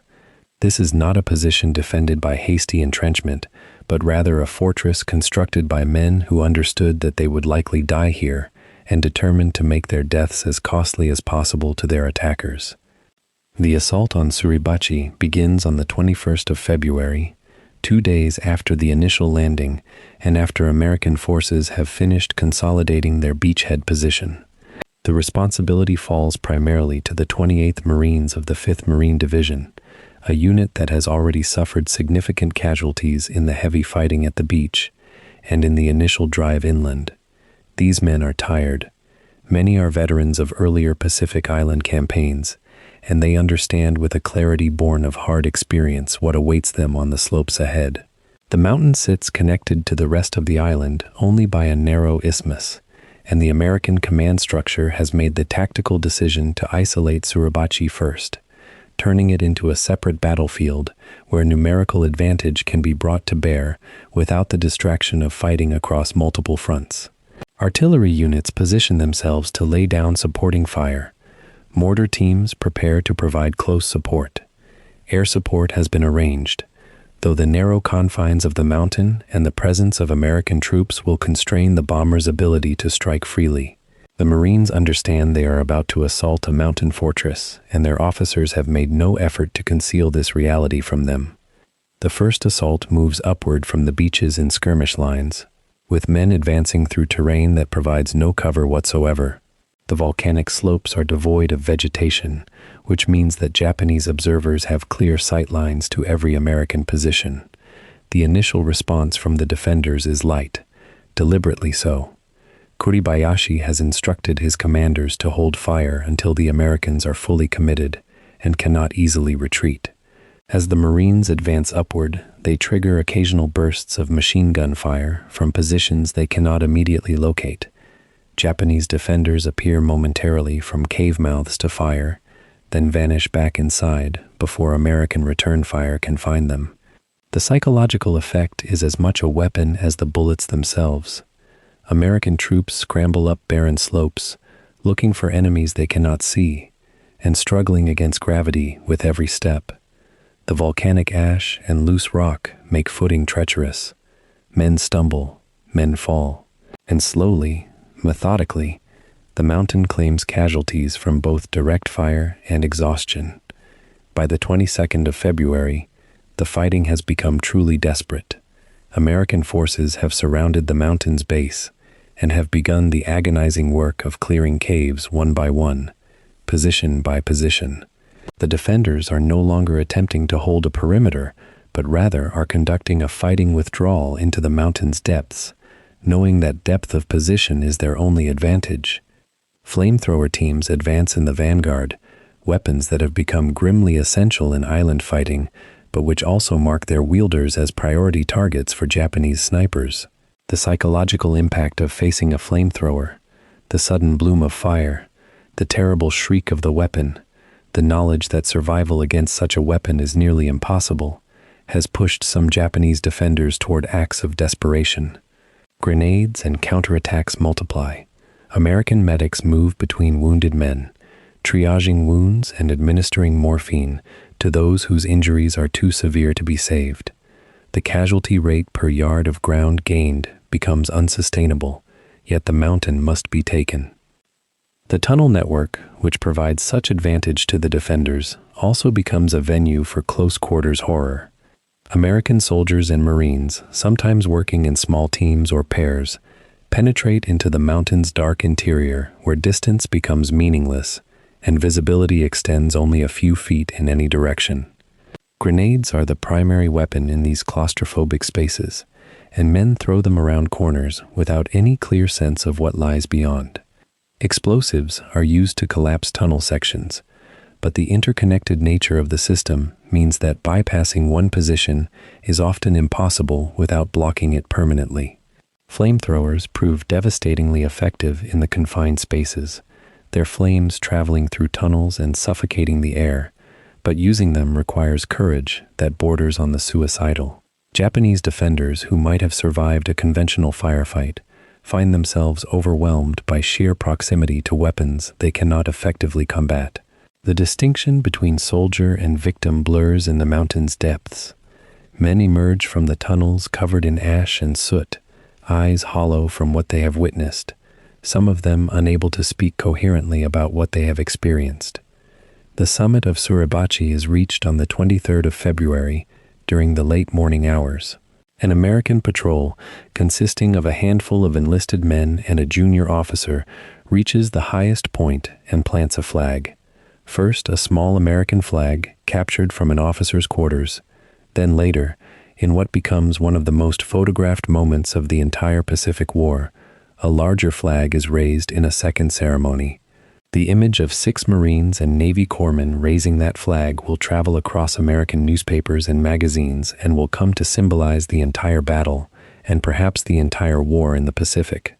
For those watching from the beaches below, the sight of the American flag flying from Suribachi's peak creates a moment of extraordinary emotional intensity, a physical representation that at least some portion of this terrible battle has been won. Yet the mountain is not entirely secured. Even as the flag ceremony unfolds, Japanese defenders remain active in caves below the summit. Fighting continues on the 24th and the 25th, with Americans systematically clearing remaining positions. The final tally from the assault on Suribachi reflects the brutal arithmetic of the battle. Approximately 1,000 Japanese defenders have died on or within the mountain, nearly all of them refusing to surrender, instead choosing to fight until killed. American casualties associated with the assault total more than 2,000 men. The dead are interred in temporary cemeteries hastily established at the beachhead. The wounded are evacuated by ship or helicopter to hospital ships waiting offshore. The survivors of the assault emerge from the mountain exhausted, emotionally flattened by the experience, aware that they have participated in something momentous, but also something profoundly terrible. Suribachi has been taken, but the price extracted by its defenders has been severe, and the Marines understand with perfect clarity that the mountain's fall represents only the opening phase of a much larger ordeal. The Japanese main defensive line waits to the north, across terrain that is, if anything, even more defensible than the volcanic cone they have just cleared. The photograph of the flag raising will define public memory of Iwo Jima for generations, becoming almost synonymous with the entire battle in the American consciousness. Yet that image obscures a crucial reality that the men on the beaches understand with perfect clarity. The seizure of Suribachi is not a conclusion, but merely an act in a larger drama. The island's length extends north from the base of the mountain for more than 4 miles, and across that terrain lies the true Japanese defensive system that Kuribayashi has constructed. The northern plateau contains more extensive fortifications, more guns, more prepared positions, and more defenders than Mount Suribachi itself. As American forces regroup and prepare to advance northward, commanders begin to realize that the hardest fighting lies not behind them, but ahead. The photograph of 6 men raising a flag has provided a moment of triumph and clarity, a message to the American people that their Marines are winning. What it cannot convey is that this victory has consumed a month's worth of casualties in just 4 days, and that the real battle is only beginning. Mount Suribachi has fallen, but the cost of its conquest has been catastrophic, and the mountain's defenders have accomplished exactly what they were designed to accomplish, inflicting maximum casualties while slowing the American advance. In the context of the larger battle for Iwo Jima, the assault on Mount Suribachi demonstrates both the strengths and limitations of Japanese defensive strategy. The defenders have chosen not to contest the landing beaches with everything they possess, but rather to trade terrain for time and American lives. Suribachi's fall cost them more than 1,000 men, but preserves Kuribayashi's main force for the defensive line to the north. The Americans have gained a symbolic victory and a tactical foothold on the island, but they have done so at a price that will compound as they advance northward. The mountain's volcanic tunnels have proven extraordinarily difficult to clear, forcing American forces to develop new tactics and techniques that will be needed in even greater measure in the fight ahead. The flamethrowers and explosives that proved so effective on Suribachi will become standard tools for the remainder of the battle, though their utility will always come at a cost in American lives. The psychological impact of the flag raising, however, provides the American public and the American command structure with a moment of triumph that allows a brief respite from the grim calculus of casualties. Yet for those doing the actual fighting, Suribachi represents neither victory nor conclusion, but simply the price that must be paid for every mile of volcanic rock that lies between the beaches and whatever final position the Japanese have prepared for their last stand. The morning of the 23rd of February broke gray and cold over Iwo Jima. American forces had been clawing their way up the slopes of Mount Suribachi for 4 days. 4 days of flamethrower fire roaring through caves, of grenades echoing in confined stone passages, of men dying in the shroud of a 556-foot volcanic cone that should have fallen in hours, but instead had consumed thousands of casualties. By dawn on that 4th day, the summit was near. The ridge lines were breaking, the Japanese defenders, their positions untenable, their ammunition running low, their food and water nearly exhausted, had nowhere left to retreat. For the first time since the landing, the men climbing that mountain could smell something other than cordite and sulfur and blood. They could smell victory approaching. The Marines who reached the summit that morning were battle-worn, covered in volcanic ash and their own sweat and the stains of 4 days of combat. They were replacements and veterans mixed together, units that had lost half their strength, squads led by corporals because sergeants and officers lay in the ash below. When they planted the American flag at the summit, a small flag really, nothing special, pulled from supplies brought up through the tunnel system of trenches, it was an act of pure instinct, not ceremony. Soldiers plant flags on conquered ground. This was conquered ground. Yet that simple gesture, that flag rising above the ruins, would become the single most scrutinized, most reproduced, most mythologized image of the entire Pacific War. The photograph was taken by Joe Rosenthal, an Associated Press photographer who had scrambled up the mountain following the Marines. He did not see the flag planting as an exceptional moment at first. There had been flags raised elsewhere on the island earlier that day. What made this flag raising different was timing, composition, and the presence of multiple Marines struggling together to raise a pole.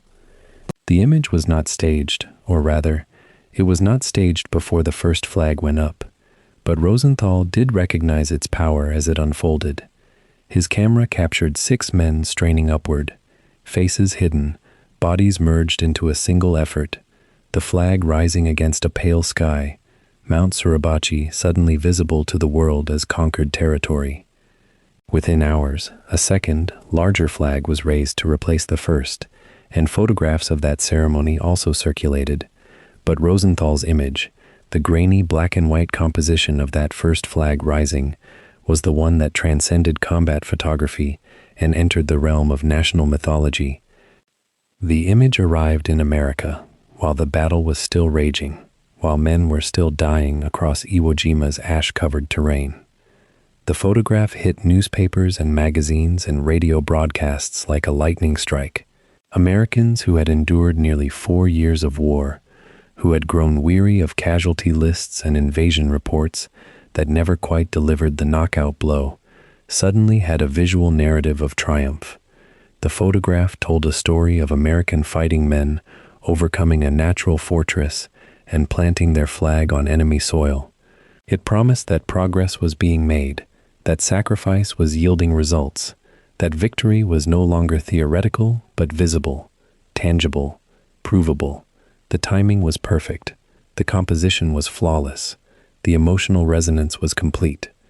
Within days, the image had become the most iconic war photograph of American history, more powerful than its context, more influential than its creators anticipated, and fundamentally misleading in ways that would take months to become clear. What the photograph did not show, could not show, was the 6,000 Marines and soldiers still fighting on Iwo Jima. It did not show the northern plateau where the real Japanese army waited, not the remnants of Suribachi's garrison but Kuribayashi's main defensive force, more than 20,000 men in fortified positions, stretching across ridges and hills and valleys, the photograph's viewers could not even imagine. The flag rising at Suribachi's summit was being interpreted in America as a symbol of imminent victory. In reality, it marked merely the completion of the battle's southern phase. The battle itself, the true test of strength, the grinding attrition that Kuribayashi had always known would determine the outcome, had barely begun. American commanders on the island understood this. Officers studying maps and casualty reports knew that the hardest fighting lay ahead. But that knowledge was not being transmitted to the American public, which had seized upon the photograph as proof of success. The divergence between the image and the reality would define how Iwo Jima was remembered and understood.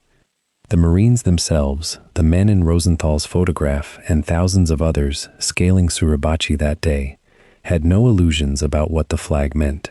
They had lost friends every hour since the beach landing. They had seen men burned alive by flamethrower fire in cave mouths. They had watched wounded men dragged away by corpsmen, their bodies broken beyond what medicine could repair. Raising a flag did not change the fact that Iwo Jima remained a death trap, that Japanese snipers still controlled terrain in the north, that their own casualties were approaching catastrophic levels. The flag raising was a moment of respite, an acknowledgement that one objective had been achieved, but it was no victory. Yet even as the Marines understood this distinction, they also recognized the power of the image being created. They saw photographers recording it. They understood that the photograph would travel home before any final accounting of losses could be made. Some felt a grim satisfaction in that knowledge. At least the folks back home would see that something had been accomplished, that the sacrifice meant something, even if it meant only this moment of symbolic conquest. The flag raising also served a practical purpose that was less symbolic and more tactical. With the summit secured, American artillery observers could be positioned on Mount Suribachi to direct fire across the northern plateau.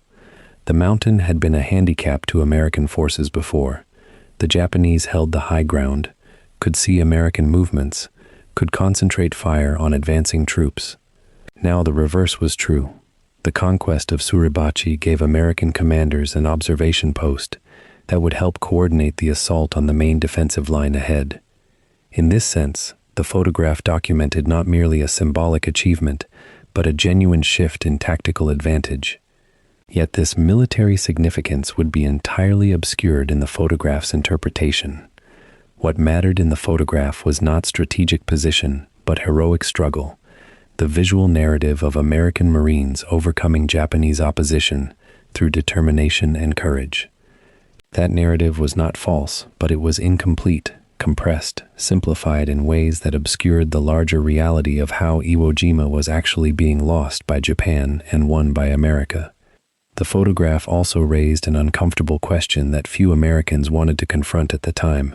If the flag had been raised, if Suribachi had fallen, if the Marines were clearly advancing and pushing Japanese forces back, then why were casualty numbers continuing to climb? Why were replacement drafts being rushed to the island? Why were hospital ships filling faster than they could offload their cargo? The photograph's narrative of progress clashed with the quantitative evidence of continued slaughter. American military planners, who had initially estimated the battle would last 10 days, were now acknowledging that the operation might continue for weeks. The strategic purpose of the island, creating a forward airbase for B-29 bombers and a safe haven for damaged aircraft, seemed to require this level of sacrifice. Yet the photographs and newsreels being sent home emphasized the Marines and the flag and the conquest, not the cost. A photograph of the flag rising is easy to understand. A calculation of casualties per square mile is not. Rosenthal himself would spend decades defending the photograph against accusations that it had been staged or recreated. It had not. The moment captured was real. The Marines were real. The flag was real.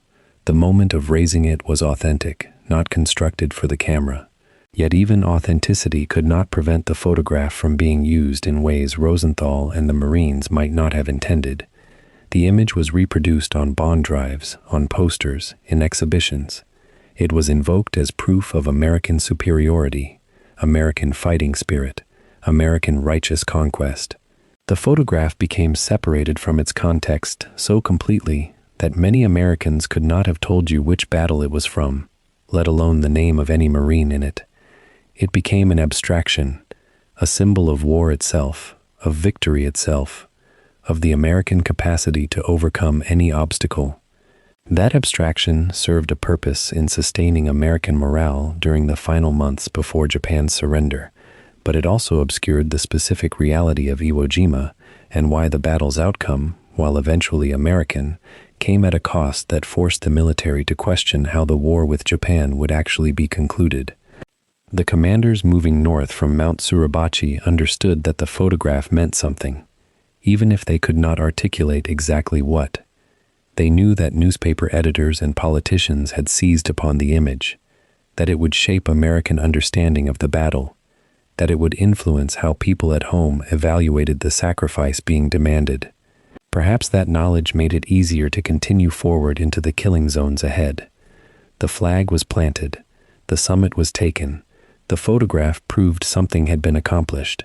Whatever came next, however many more men died, the photograph would stand as evidence that the battle had been won, that the fighting would continue for another month, that nearly 20,000 more American casualties would be incurred before the island was finally secured, that the strategic benefit of the captured airbase would be marginal at best.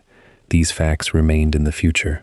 For now, there was the photograph, and there was the flag, and there was the temporary illusion that the hardest part was past. The truth of Iwo Jima lay ahead, on the northern plateau, in Kuribayashi's prepared defensive lines, waiting for the Marines to discover that capturing a symbol was the easy part. Defeating an enemy, prepared to die rather than surrender, was something else entirely. The first weeks of March brought American forces to the decisive terrain of Iwo Jima, where Kuribayashi's true defensive strategy revealed itself with brutal clarity. Behind the capture of Mount Suribachi and the elimination of the southern beachhead lay a geographical maze that the Japanese general had transformed into an instrument of calculated slaughter. The northern two-thirds of the island rose in a series of jagged ridges, plateaus, and volcanic formations that seemed to have been designed by nature itself as a fortress. Kuribayashi had studied this terrain with the precision of a man preparing his final testament, and he had positioned his strongest forces, nearly 15,000 combat troops, across these heights in a configuration that would make every American advance a costly ordeal. From the rubble of the Motoyama Plateau to the ridgeline known as the Nishi Ridge, from the Meat Grinder Hills to the rocky defiles of the northeast, he had created a defensive system that American commanders would later acknowledge as the finest integration of terrain and firepower they had yet encountered in the Pacific War. The challenge facing American commanders was not a single point of breakthrough, but rather a cumulative series of interlocking strongpoints, each positioned to reinforce the others and to create overlapping fields of fire. As Marine units advanced northward from the Suribachi sector, they found themselves funneled into avenues that Kuribayashi's engineers had deliberately created, drawing American forces into corridors where artillery and machine gun emplacements sat waiting on elevated ground. The volcanic rock of Iwo Jima had been shaped into fortress walls that rose sometimes 100 feet or more, and from these heights Japanese gunners could rain fire down upon American troops below with devastating advantage. Unlike the static trench warfare of previous generations, Kuribayashi's defensive network operated in 3 dimensions: fire from above, fire from the flanks, and fire from concealed positions that seemed to exist within the rock itself. American infantry moving forward would find themselves taking casualties from positions they could neither see nor reach, while attempting to advance into the next objective often meant climbing exposed slopes under direct observation from multiple strongpoints. One of the most formidable sections of this defensive line was the terrain the Americans began calling the meat grinder, a series of ridges and draws, studded with bunkers, anti-tank guns, and carefully positioned machine gun nests that sat astride the direct route northward. For nearly 2 weeks in early March, American infantry units attacked this position repeatedly, gaining 100 yards, then losing ground, then attacking again with reinforcements that arrived looking fresh and departed looking shattered.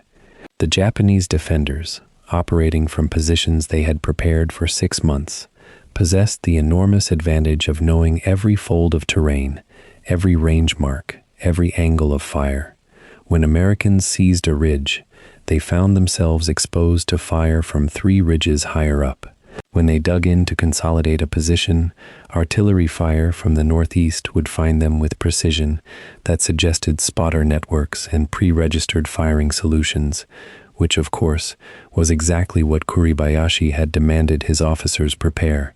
The casualty rates in frontline Marine units began exceeding anything previously recorded in the Pacific, with some rifle companies losing nearly 80% of their personnel in sustained combat operations lasting only hours. The Japanese general's use of the tunnel network amplified the defensive impact of his terrain-based strategy.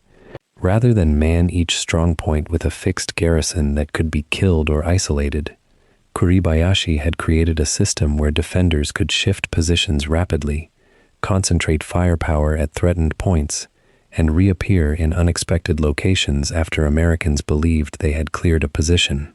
This meant that American units could assault a position, capture the high ground, and then discover that Japanese forces had simply withdrawn through tunnels to another prepared bunker 300 yards distant. The attrition model that American commanders had expected, that each Japanese strongpoint, once captured, reduced enemy combat power, proved false.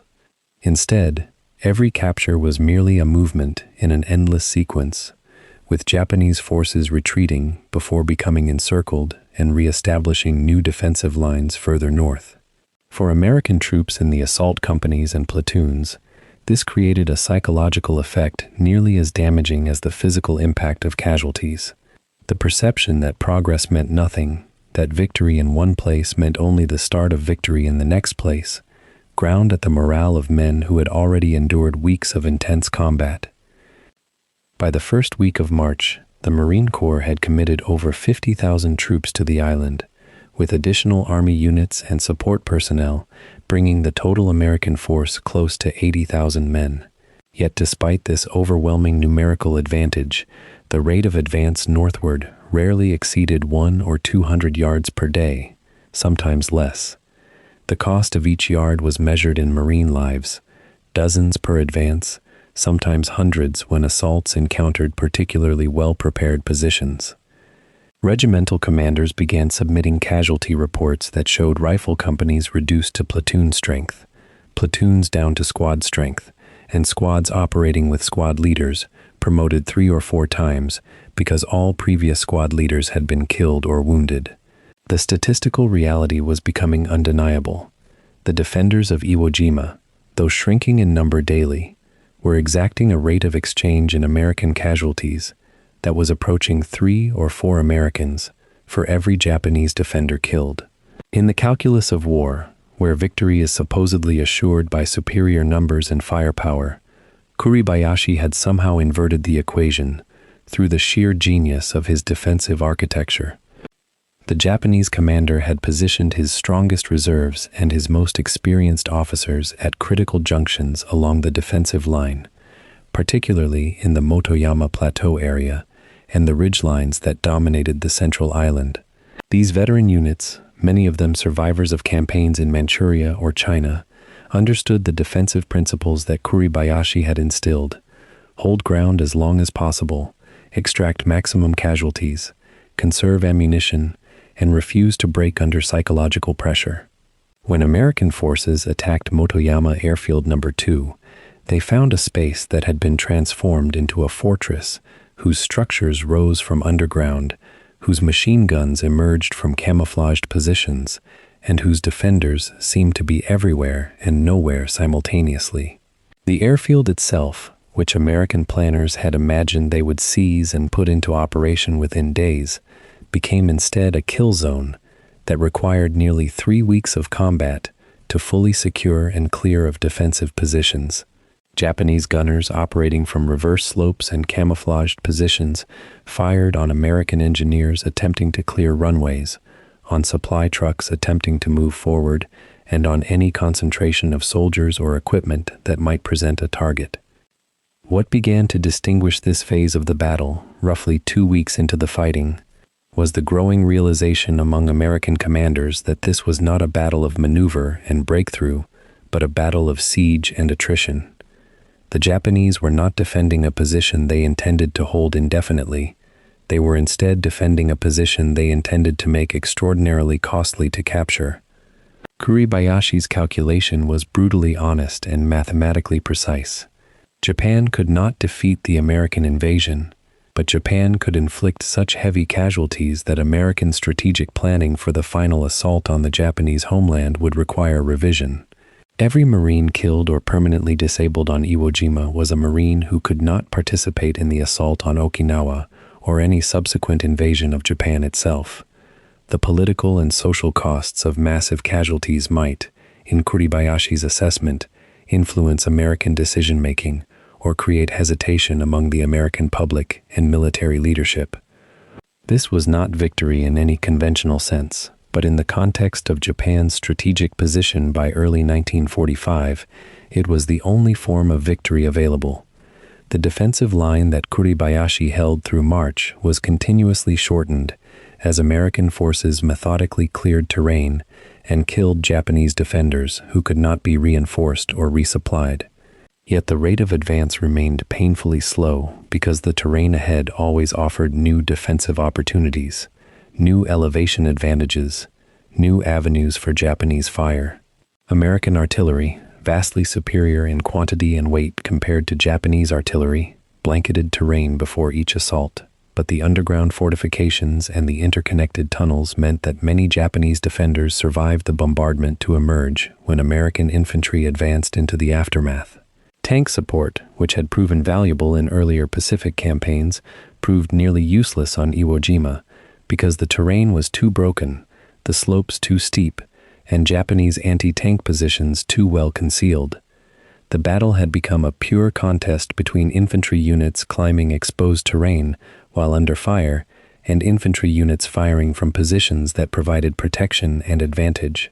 American training and leadership could not overcome the simple realities of physics and terrain, and the battle began taking on the character of a siege rather than a conquest. The morale impact on American units at the front lines was severe, and growing more serious with each passing day.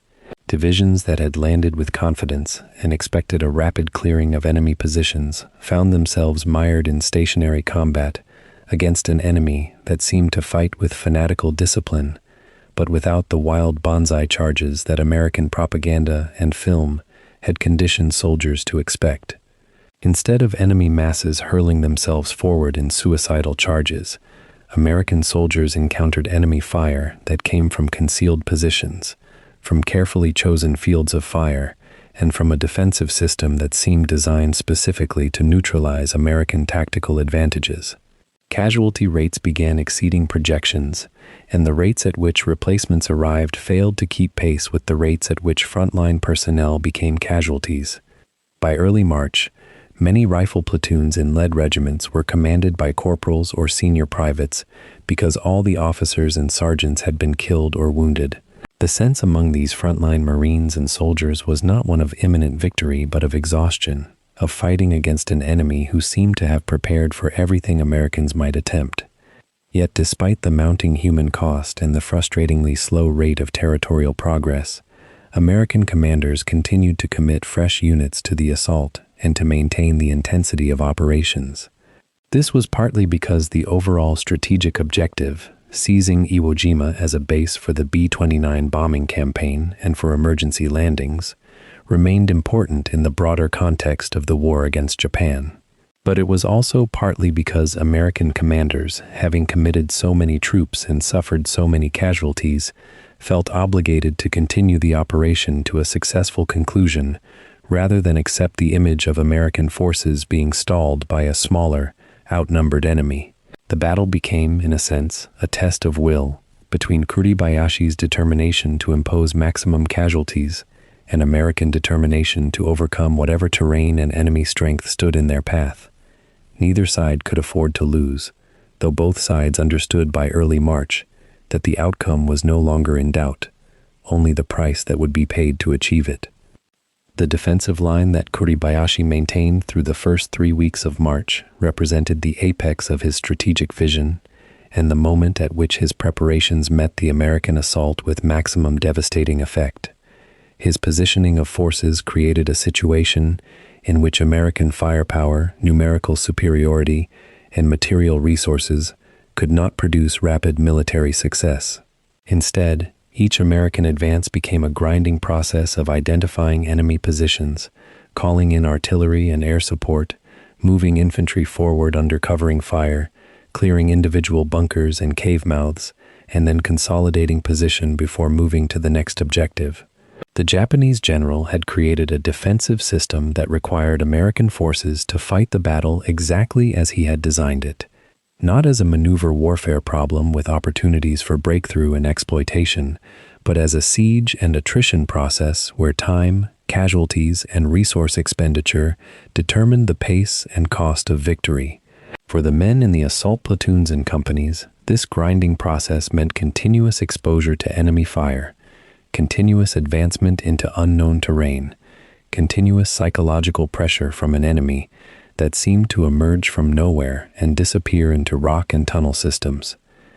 By the middle of March, as American forces continued their slow advance northward, and the Japanese defensive line continued to contract as territory was lost and defenders were killed, it became clear that Kuribayashi's defensive strategy was working precisely as he had intended. The Americans would surely win the battle and seize the island, but they would pay a price in casualties that was rewriting every previous calculation about what future operations against Japan's homeland might cost. The defensive line that Kuribayashi had prepared was not designed to win. It was designed to make winning so expensive that American strategic calculations would have to be reconsidered. That, in the brutal mathematics of modern warfare, was the only victory available to a general commanding an island that could not be reinforced, that could not be resupplied, and that faced an enemy possessing overwhelming material and numerical superiority. Beneath the black sand and volcanic rubble of Iwo Jima lay a world that American soldiers could scarcely comprehend. While infantry companies fought across the island's surface, an entire military infrastructure existed below ground, a three-dimensional battlefield where Kuribayashi had transformed geological accident into strategic advantage. The island's volcanic composition, which made surface defense nearly impossible against American firepower, became the perfect medium for tunneling. Japanese engineers had spent months blasting through solid rock, creating a network that eventually stretched for more than 7 miles through the island's interior. This was not a simple series of trenches or bunkers hastily dug in desperation. Every tunnel served a purpose. Every chamber was connected to another. Every position could be reinforced or abandoned according to tactical need.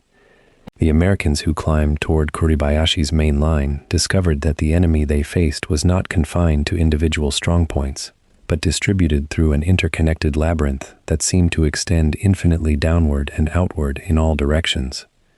The tactical genius of this network lay not in its mere existence, but in its operational flexibility. Japanese commanders positioned their strongest forces in defensive ridges across the northern two-thirds of the island, but these were not isolated garrisons. A squad in one bunker could communicate with positions hundreds of meters away through tunnel systems, allowing concentration of fire when American forces pressed forward.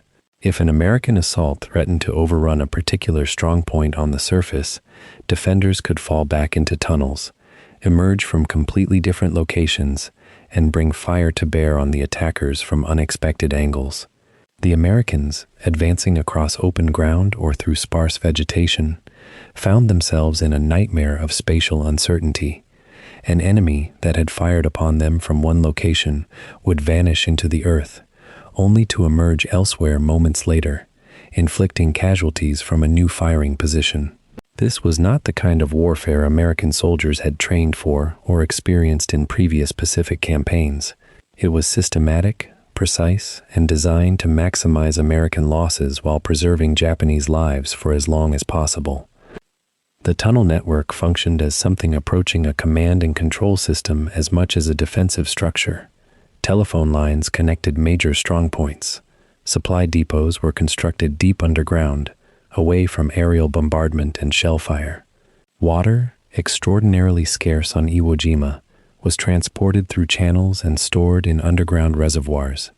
Medical facilities were established in the deepest chambers, where wounded defenders could receive treatment beyond the reach of American shelling. Officers could move between positions without exposure to sniper fire or artillery. The network was, in essence, an entire military installation, compressed into the earth. Kuribayashi had recognized what many Japanese commanders had failed to grasp in the final stages of the war, that conventional above-ground fortifications invited destruction, while underground networks extended the fighting indefinitely. The Americans possessed overwhelming firepower, but firepower required targets. A target must be visible to be struck effectively. Kuribayashi's strategy was to render his forces nearly invisible, except in those precise moments when they chose to fight. American commanders attempting to drive northward into this defensive network encountered something that confounded their tactical doctrine. Frontline units would advance against what appeared to be broken resistance, only to find themselves channeled into killing zones where Japanese fire converged from multiple elevations simultaneously. Artillery observers would call in strikes on suspected strongpoints, watch explosions engulf the location, and then find that Japanese gunfire continued unabated from the same area minutes later, the fire now coming from a different chamber or tunnel entrance 50 meters away. Engineers tasked with reducing bunkers discovered that destroying the visible entrance to a bunker did not neutralize the position. Defenders would simply seal internal tunnels and fire from alternate exits, forcing attackers to root out every possible opening across an enormous area. A single Japanese strongpoint, properly connected to the tunnel network, could require an entire American company to suppress and clear. The casualty exchange rate became grotesque. Small numbers of Japanese soldiers, sheltered within their underground fortress, could inflict heavy losses on far larger American forces trying to advance through exposed terrain. The methods Americans developed to counter the tunnel network were brutal but necessary. Flamethrower teams became essential. Flames could reach into narrow tunnel entrances, incinerating defenders without requiring soldiers to descend into darkness. Grenades with delay fuses were thrown down openings, then blast waves and shock pressure propagated through interconnected chambers, killing defenders in positions far from the initial explosion. Demolition experts carried explosive charges designed to collapse tunnel entrances and seal passages completely.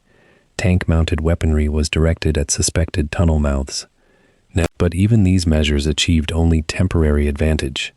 The Japanese, understanding that some positions would eventually be destroyed, had built redundancy into the system. If tunnel entrance A was sealed, defenders retreated through tunnel B to a position that connected to tunnel C, which led to a bunker already prepared with ammunition and water. They would emerge to fight again 100 meters away, from a new strongpoint that American forces would have to locate and assault independently. The fighting that ensued across the northern plateau became the most grinding phase of the entire campaign. There was no breakthrough moment, no sudden collapse of enemy resistance. Instead, progress measured itself in meters per day. Each small advance purchased with American blood. A ridge would be seized. The next day, Japanese fire would come from a position somehow behind the newly captured ridge, forcing American forces to clear tunnels extending in unexpected directions. Another position would be assaulted and taken. Within hours, Japanese fire would erupt from multiple directions, indicating that the conquered position was connected to an elaborate tunnel system extending well beyond what the assault team could have anticipated. Days passed, weeks passed. Kuribayashi's defenders remained disciplined, neither rushing to their deaths in senseless banzai charges, nor surrendering to preserve their lives. They remained in the tunnels, fighting from prepared positions, extracting a price that mounted beyond anything American planners had calculated. The tunnel network created a form of stalemate despite American numerical and firepower superiority. To neutralize the entire system would require American forces to assault, capture, and thoroughly search hundreds of individual bunkers and tunnel connections scattered across an area of 8 square miles. Even as late March approached and Japanese defender numbers dwindled toward their final few hundred, the network remained dangerous. A reduced garrison of perhaps 200 Japanese soldiers, properly distributed through tunnels and strongpoints, could still inflict casualties on American forces attempting to move through the ground above.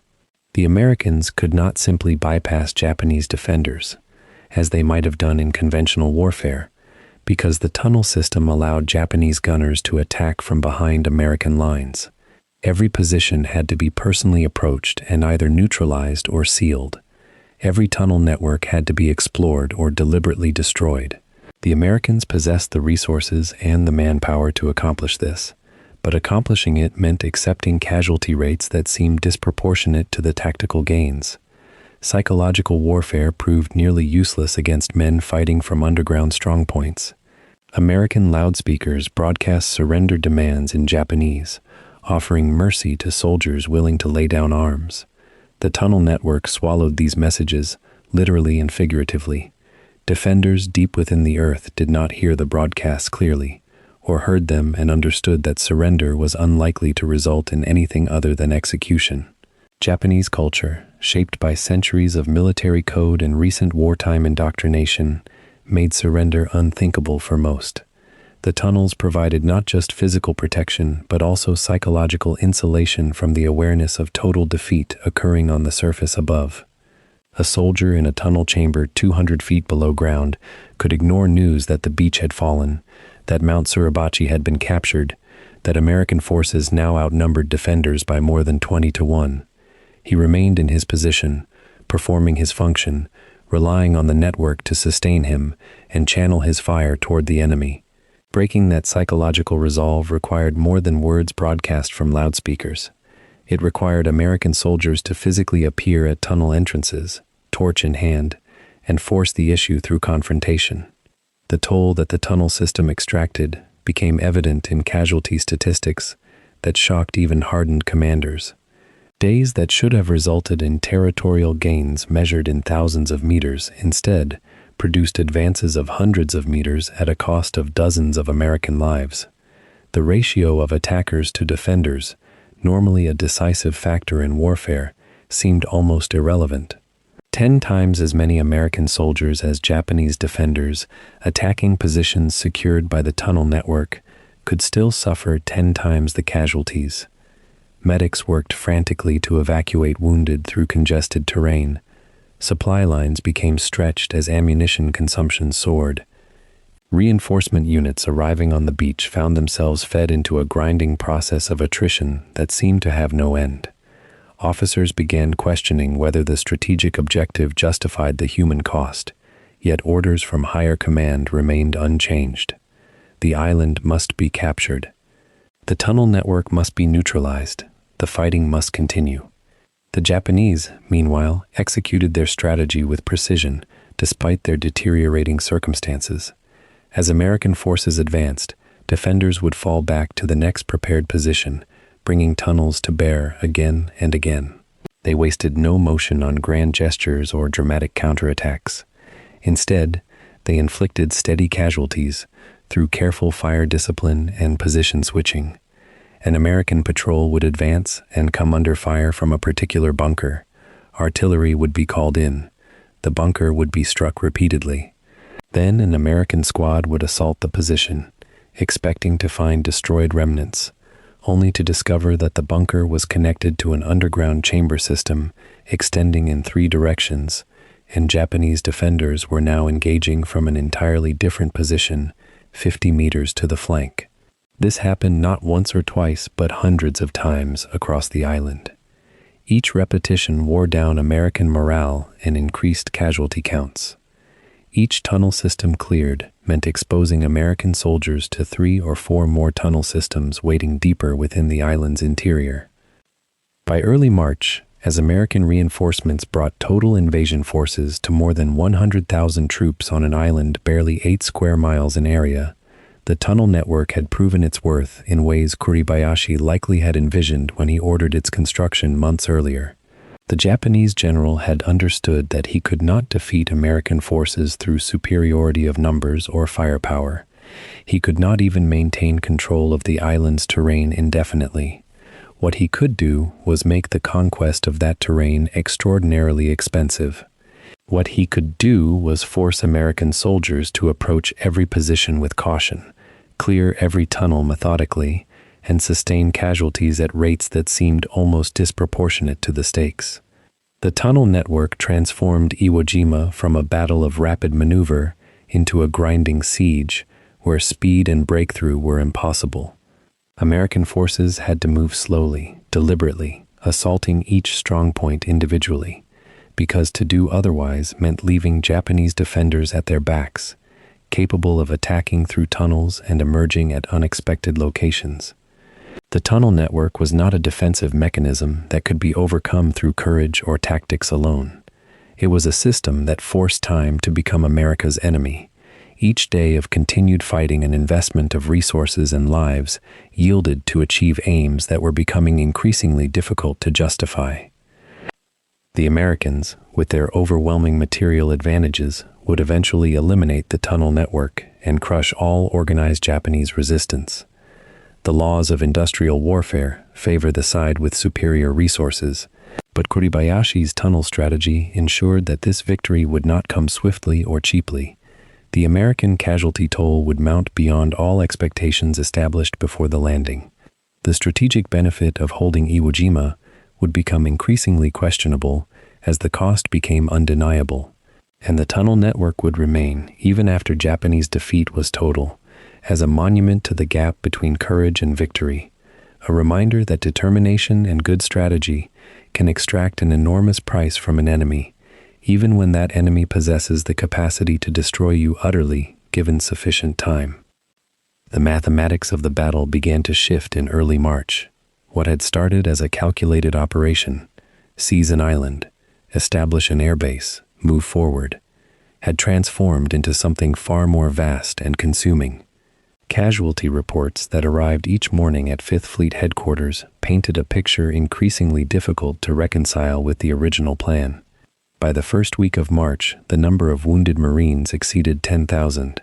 The number of dead approached 3,000, and the battle was not yet finished. The Japanese still held the northern portion of the island, their fortifications intact, their discipline unbroken, their willingness to die absolute.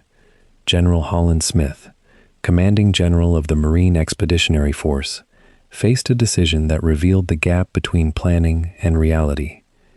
His original estimates suggested the island could be secured within 10 days. By the 3rd of March, 13 days into the operation, American forces had captured perhaps half of Iwo Jima's 8 square miles. The advance northward slowed to yards per day. In some sectors, progress measured in single meters required assaults that consumed entire rifle companies. Smith authorized the commitment of additional forces. Reserves that had been held back were now pushed into the line. The 27th Marine Regiment arrived to bolster flagging units. Army artillery units were brought forward to supplement Marine guns.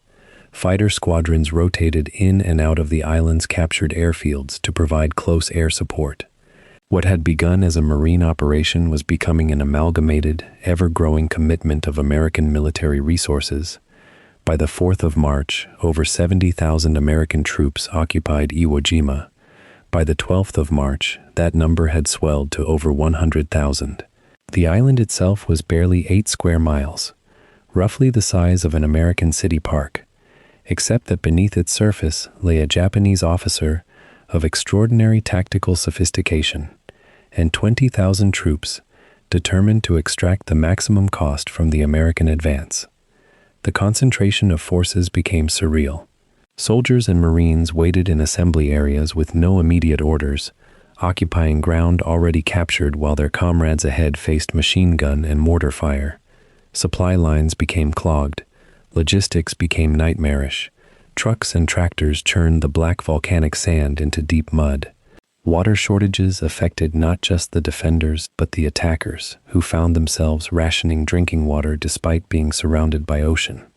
The fundamental conditions on the island, the sulfurous soil, the lack of natural fresh water, the volcanic terrain broken into endless ridgelines and ravines, created logistical challenges that compounded the tactical difficulties. The reinforcements themselves represented a decision to escalate commitment rather than accept limited objectives. Military planners in Pearl Harbor and Washington began receiving reports that troubled them deeply. Casualty figures from Iwo Jima exceeded those from any previous Pacific Island campaign, not in absolute numbers, but in proportion to the gains achieved. At Tarawa, in the Gilbert Islands, Marines had suffered approximately 1,000 casualties to capture an island worth was strategic value. At Iwo Jima, after 3 weeks, American casualties had reached 12,000, and the struggle continued with no clear endpoint. Mathematicians at fleet headquarters began calculating casualty ratios. No amount of strategic recalculation could make the numbers appear favorable. Yet once committed, the operation could not be abandoned. Withdrawing would mean surrendering the island to forces that remained combat effective. It would mean abandoning wounded men, equipment, and the foothold already purchased in blood. The only option was to press forward and accept the mounting costs. Admiral Chester Nimitz, the naval commander-in-chief of the Pacific Theater, received briefings that forced him to confront uncomfortable realities about the campaign he had authorized. The projections for casualties in any future invasion of Japanese-held territory, Okinawa, mainland Honshu, or Hokkaido, had been calculated based on lessons from earlier island campaigns. Iwo Jima's experience suggested those projections might be catastrophically underestimated. If a small volcanic island could produce such casualties against such odds, what would defending Japan itself entail? Intelligence officers noted the pattern. Japanese commanders who were pragmatists rather than fanatics, who understood modern defensive strategy, who refused the mythology of Bushido and instead created layered, disciplined defenses. These commanders extracted costs that overwhelmed American casualty estimates. Kuribayashi's methodical approach to defense was proving far more lethal than the supposedly fanatical banzai charges that had characterized some earlier campaigns. On the island itself, frontline commanders saw the reality in the faces of their men. Officers observed exhaustion that went beyond physical fatigue. Marines who had survived weeks of close-quarters combat in the island's interior ridges displayed a kind of psychological numbness. They had seen comrades killed by invisible enemies firing from bunkers 50 meters away. They had experienced the claustrophobic horror of assault landing craft carrying them toward defended beaches. They had advanced up slopes where machine gun fire came from multiple angles. Each day brought new casualties. Each day brought new replacements. Each day brought the same fundamental difficulty: Japanese defenders who would not break, would not surrender, would not yield terrain except when physically overwhelmed. Regimental surgeons reported casualties that included not just combat wounds but increasing numbers of soldiers suffering from what they termed combat exhaustion, what would later be understood as post-traumatic stress disorder. The reinforcements arriving on the island were fresh troops, but they arrived into an environment already saturated with trauma. The supplies flowing into Iwo Jima reflected the escalating commitment. Ammunition trucks arrived daily, offloaded at the beaches, moved inland to ammunition dumps that expanded to accommodate the increased consumption rates. Artillery fire missions increased in frequency and intensity. By early March, American guns were firing hundreds of rounds daily. Tanks and self-propelled guns, initially few in number, arrived in greater quantities. Engineering units worked to improve roads and landing zones. Medical facilities expanded from initial battalion-level aid stations to divisional hospitals and fleet hospital ships anchored offshore. Every wounded Marine required evacuation, medical treatment, and eventual movement back to rear area hospitals. The logistics of treating 26,000 casualties, which would be the final count, required enormous medical resources. Transportation was consumed in moving supplies forward and moving wounded backward. The island became a pumping organ, drawing in troops, supplies, and ammunition while excreting casualties and empty supply containers. General Holland Smith made an observation in his reports that reflected the growing awareness among senior commanders that something fundamental had changed in the nature of the Pacific War. The willingness of Japanese defenders to fight to the last man, combined with their superior defensive preparation, was producing a new kind of casualty profile. Earlier campaigns had sometimes featured rapid breakthroughs when Japanese lines fractured. Iwo Jima offered no such possibility. Every position had to be assaulted. Every bunker had to be cleared. Every tunnel had to be sealed. The enemy would not break. The enemy would not surrender. The enemy would die in position, selling ground meter by meter. If this pattern continued, if future defensive operations against larger territories produced proportionally similar casualties, the cost of defeating Japan would extend far beyond any pre-war estimates. The Pentagon's planners began studying the Iwo Jima data with deepening concern. Some officers, including those involved in planning future operations, began privately questioning whether the campaign could be sustained at such cost. The question of strategic justification arose more openly as March advanced. Was Iwo Jima worth the casualties being incurred? The original strategic argument was relatively straightforward. The island could serve as a base for long-range B-29 bombers and as an emergency landing field for damaged bombers returning from raids on Japan. The forward operating base would reduce bomber losses by allowing damaged aircraft to land on friendly territory rather than attempting to reach Saipan or other rear bases. In theory, this made strategic sense. In practice, the strategic benefit had to be weighed against the human cost. By mid-March, roughly 25,000 Americans had become casualties on an island barely 8 square miles in area. That was approximately 3,000 casualties per square mile. Applied to larger targets like Okinawa or Honshu, such casualty rates would produce totals that threatened to undermine American public support for continuing the war. The American public remained largely unaware of the depth of the crisis. Newspapers and radio reports portrayed Iwo Jima as a triumph in the making. The photograph of Marines raising the flag on Suribachi had been widely circulated and had become an iconic image of American courage and determination. Casualty figures were reported but were not emphasized. The sacrifices being made were real, but they were being made by young men far from home in service of objectives that seemed increasingly abstract. In military headquarters, however, officers understood the mathematics with perfect clarity. Supply officers calculated ammunition consumption rates and barrel wear on artillery pieces. Medical officers calculated hospital bed requirements and evacuation transportation needs. Intelligence officers calculated what similar defensive preparations on larger islands might entail.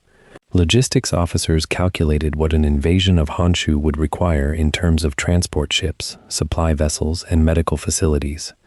The numbers they reached were staggering. They suggested that the cost of defeating Japan through direct invasion might be unsustainable, not militarily, but politically and socially. Admiral Nimitz, General Douglas MacArthur, and other senior commanders began discussing alternatives that had previously seemed unlikely. If invasion casualties would be so severe, perhaps alternative strategies should be considered more seriously. Strategic bombing alone might eventually force Japanese surrender. Naval blockade might create conditions where invasion became unnecessary. The use of new weapons, specifically the atomic bomb that was nearing completion in secret facilities across America, might create a shortcut that would render mass invasion unnecessary. These discussions remained highly classified and unofficial, but they were happening. Iwo Jima was beginning to shift strategic calculations, not because of what it provided once captured, but because of what its high cost revealed about the price of future operations. General Kuribayashi remained unaware of these debates occurring in American headquarters, but his tactical choices were shaping them nonetheless. His decision to build an underground fortress rather than contest the beaches was proving extraordinarily effective at inflicting casualties and slowing the American advance. By March, American commanders recognized that Kuribayashi was not trying to win the battle. Victory was impossible, but rather was attempting to extract the maximum cost for every meter of ground. In this, he was succeeding beyond what his superiors in Japan could have expected. The casualty figures flowing out of Iwo Jima were forcing Washington to confront uncomfortable questions about the true cost of defeating Japan. The island itself, 8 square miles of volcanic rock, was becoming incidental to the larger question it had raised. Could America afford to win this war in the traditional way?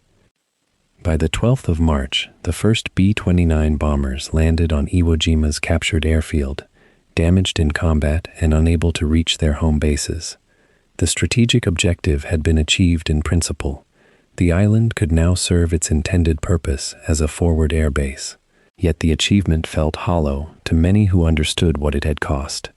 Nearly 100,000 American troops occupied an island barely 8 square miles in area. Japanese forces, though surrounded and cut off from reinforcement or resupply, continued to resist. The battle was not yet won, even though victory was no longer in doubt. What remained was grinding attrition, and the American commanders committing more troops and more resources to finish the job understood that they were accepting casualties that would be difficult to justify to a public that would eventually learn the full price.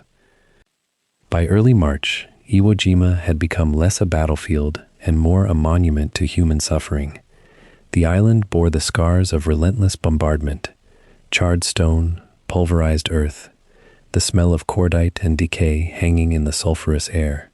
Yet beneath this devastation, in the labyrinth of tunnels and bunkers that Kuribayashi had constructed, thousands of Japanese soldiers endured in conditions that tested the limits of human resilience. They had no hope of rescue. They had no prospect of reinforcement. What they had was discipline, preparation, and the grim knowledge that their role was not to win but to exact a price. The Japanese general understood a truth that many military commanders learned too late. A losing army that fights with tactical brilliance can still shape the course of history through the sheer magnitude of casualties it inflicts. The supply situation facing Japanese defenders was catastrophic from the moment the first American shells began falling. Japan's navy had essentially ceased to exist as a functional force by this stage of the war. The great carrier battles of 2 years prior had decimated the fleet, and what remained huddled in home ports under constant threat from American air power.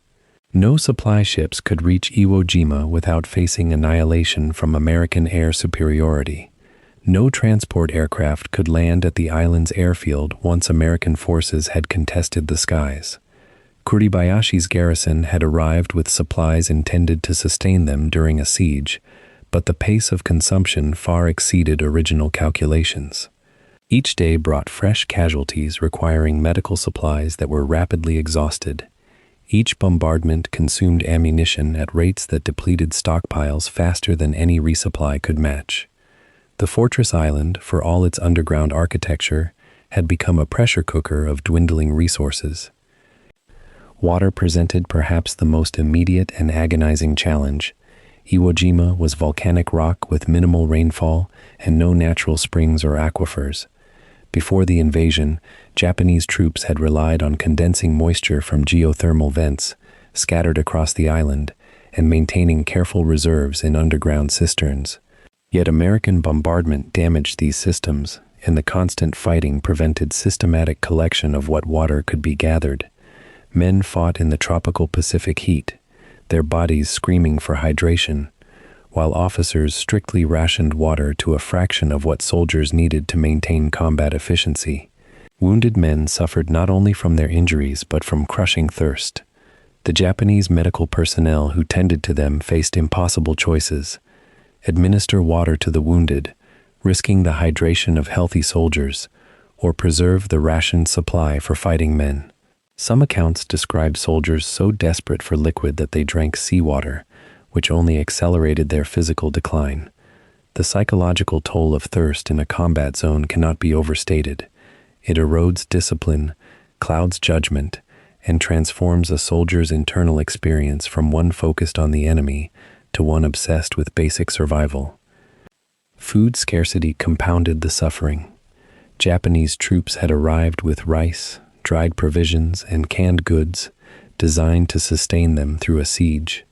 But siege conditions accelerated consumption beyond forecast. Men who burned thousands of calories digging, fighting, and moving through the tunnels required constant nutrition to maintain strength. Officers rationed portions, reducing meals to subsistence levels, enough to prevent collapse but insufficient to restore energy expended in combat. As weeks passed and supplies dwindled, the meals became increasingly meager. Rice portions shrank. Canned goods that were meant to sustain troops through months of fighting ran out after weeks. Some Japanese soldiers reported being sustained by nothing more than handful-sized portions of rice per day, supplemented occasionally by whatever vegetation could be found on the island or salvaged from American supplies captured during attacks. Malnutrition began affecting not just physical strength but mental acuity. Men became irritable, prone to mistakes, their reaction time slowed by the fog of hunger, yet discipline held. Officers understood that low morale could shatter unit cohesion, so they shared equally in the privations and maintained the demeanor of commanders confident in their mission, even as their own bodies wasted away. Ammunition, however, represented the scarcest and most strategically critical resource. The underground fortress that Kuribayashi had constructed was designed to inflict maximum casualties on American forces. But this strategy demanded a sustained rate of fire that could only be maintained with adequate ammunition. Every bullet fired was a bullet that could not be fired again. Kuribayashi implemented strict rules governing ammunition consumption. Japanese soldiers were forbidden from wasteful or suppressive fire, the kind of continuous shooting designed to keep the enemy's head down without necessarily hitting anything. Instead, order came down from commanders that every shot must count. Gunners were instructed to wait until targets were clearly visible before engaging. Machine gunners were directed to use short, controlled bursts rather than sweeping streams of fire. Riflemen were taught to observe American movements carefully and fire only when a hit was probable. This discipline transformed the Japanese defense into something more akin to a sniper campaign fought on a massive scale. American soldiers moving across open ground suddenly found fire not constant but devastatingly selective, coming from concealed positions they could neither clearly identify nor suppress through conventional return fire. As March progressed and American forces tightened their grip across the northern portions of the island, Kuribayashi made a strategic decision that reflected his understanding of modern warfare. He issued orders that there would be no massive coordinated banzai charges, no wasteful expenditure of remaining soldiers in suicidal frontal assaults that had characterized the final days of fighting on other islands. Instead, units would remain in their fortified positions and continue harassing American forces through superior knowledge of the terrain and careful use of remaining ammunition. This discipline frustrated American commanders who expected a final desperate offensive they could destroy through massed firepower. Instead, they faced an enemy that fought with increasing cunning as resources dwindled. Kuribayashi understood that each American casualty inflicted was a contribution to the war effort beyond Iwo Jima. Each dead Marine was one fewer soldier available for the invasion of the Japanese mainland. Each wounded American required medical resources and evacuation that strained American logistics. By this calculation, fighting defensively from prepared positions without squandering remaining soldiers on futile offensives represented the most effective use of remaining Japanese strength. Psychological warfare became another weapon in the context of resource desperation. Japanese commanders understood that American soldiers suffered from fear, fatigue, and the constant awareness that the island's volcanic terrain contained unseen enemies. Snipers positioned in concealed bunkers targeted American officers and non-commissioned officers, understanding that killing leaders sowed confusion and reduced unit cohesion. Japanese troops occasionally broadcast propaganda across the American lines, designed to demoralize soldiers with talk of Japan's secret weapons or promises that the war would grind on for decades, consuming American lives at a rate no nation could sustain. Some Japanese soldiers deliberately delayed their deaths, understanding that a wounded enemy required resources to treat and evacuate. The mathematics of attrition worked in Japan's favor. Japan could not win the battle, but Japan could make the victory so expensive that American strategy for conquering the mainland would require fundamental revision. Each American casualty was a fact that American generals would have to justify to the American people back home. Each wounded soldier transported from the island required medical care that consumed resources. The Japanese understood they had become a weapon of economics as much as one of conventional warfare. The morale of Japanese defenders, despite the cascading deprivation, remained notably stable throughout the siege. Part of this stemmed from Kuribayashi's leadership. He maintained his presence among his troops, rather than sheltering in some protected headquarters. When possible, he visited frontline positions, inspected defenses, and demonstrated through his physical presence that officers shared the privations of the enlisted men. Japanese soldiers reported that Kuribayashi never demanded anything of his troops that he was unwilling to do himself. His calm demeanor in the face of inevitable defeat was contagious. If a general could face the future without desperation or panic, then perhaps individual soldiers could maintain discipline and dignity as well. Beyond the personality of their commander, Japanese soldiers drew sustenance from the knowledge that their sacrifice was serving a larger purpose. By holding Iwo Jima, by inflicting maximum casualties on the American invasion force, they were contributing to the greater Japanese war effort. They knew they would not survive to see victory, but they could ensure that victory, when it came to Japan, would be purchased at a price America might find unbearable. Medical conditions deteriorated catastrophically as March advanced. The Japanese had established medical facilities deep within the tunnel network, but these were staffed by only a handful of doctors attempting to treat thousands of wounded. Antibiotics were nearly non-existent. Anesthetics ran out, forcing surgeons to operate on conscious men racked with pain. Infection claimed as many soldiers as the initial wounds that brought them to the medical bunkers. Bodies piled up in the underground chambers, and men who had been hit by bullets or shrapnel sometimes lay for days without treatment, waiting for medical personnel to reach them. Japanese doctors faced impossible ethical decisions. Do they attempt surgery that might save a man's life but consumes precious supplies? Do they administer morphine to men writhing with pain, depleting their scarce analgesic supplies? Do they move a severely wounded man, knowing that transport through the tunnel system might cause further injury? Some wounded men chose not to accept treatment, understanding that refusal meant their supplies and medical care could be allocated to soldiers more likely to survive and continue fighting. The Japanese had a cultural framework that dignified this choice. A wounded man accepting death rather than become a drain on his unit's resources was seen as honorable, as a final contribution to the cause. By the middle of March, Japanese defenders occupied only a fraction of the island they had initially controlled. American forces had steadily compressed the defensive perimeter, destroying bunkers, sealing tunnels, and pushing the remaining Japanese into an increasingly constricted area in the island's northeast. Yet the casualty ratio continued to favor the defenders. For every Japanese soldier killed, the Americans suffered between 2 and 3 casualties, killed or wounded. Kuribayashi maintained headquarters in a heavily fortified bunker, maintaining contact with scattered unit commanders through the tunnel network. Reports from the field described Japanese soldiers growing weaker from malnutrition and dehydration, yet continuing to fight.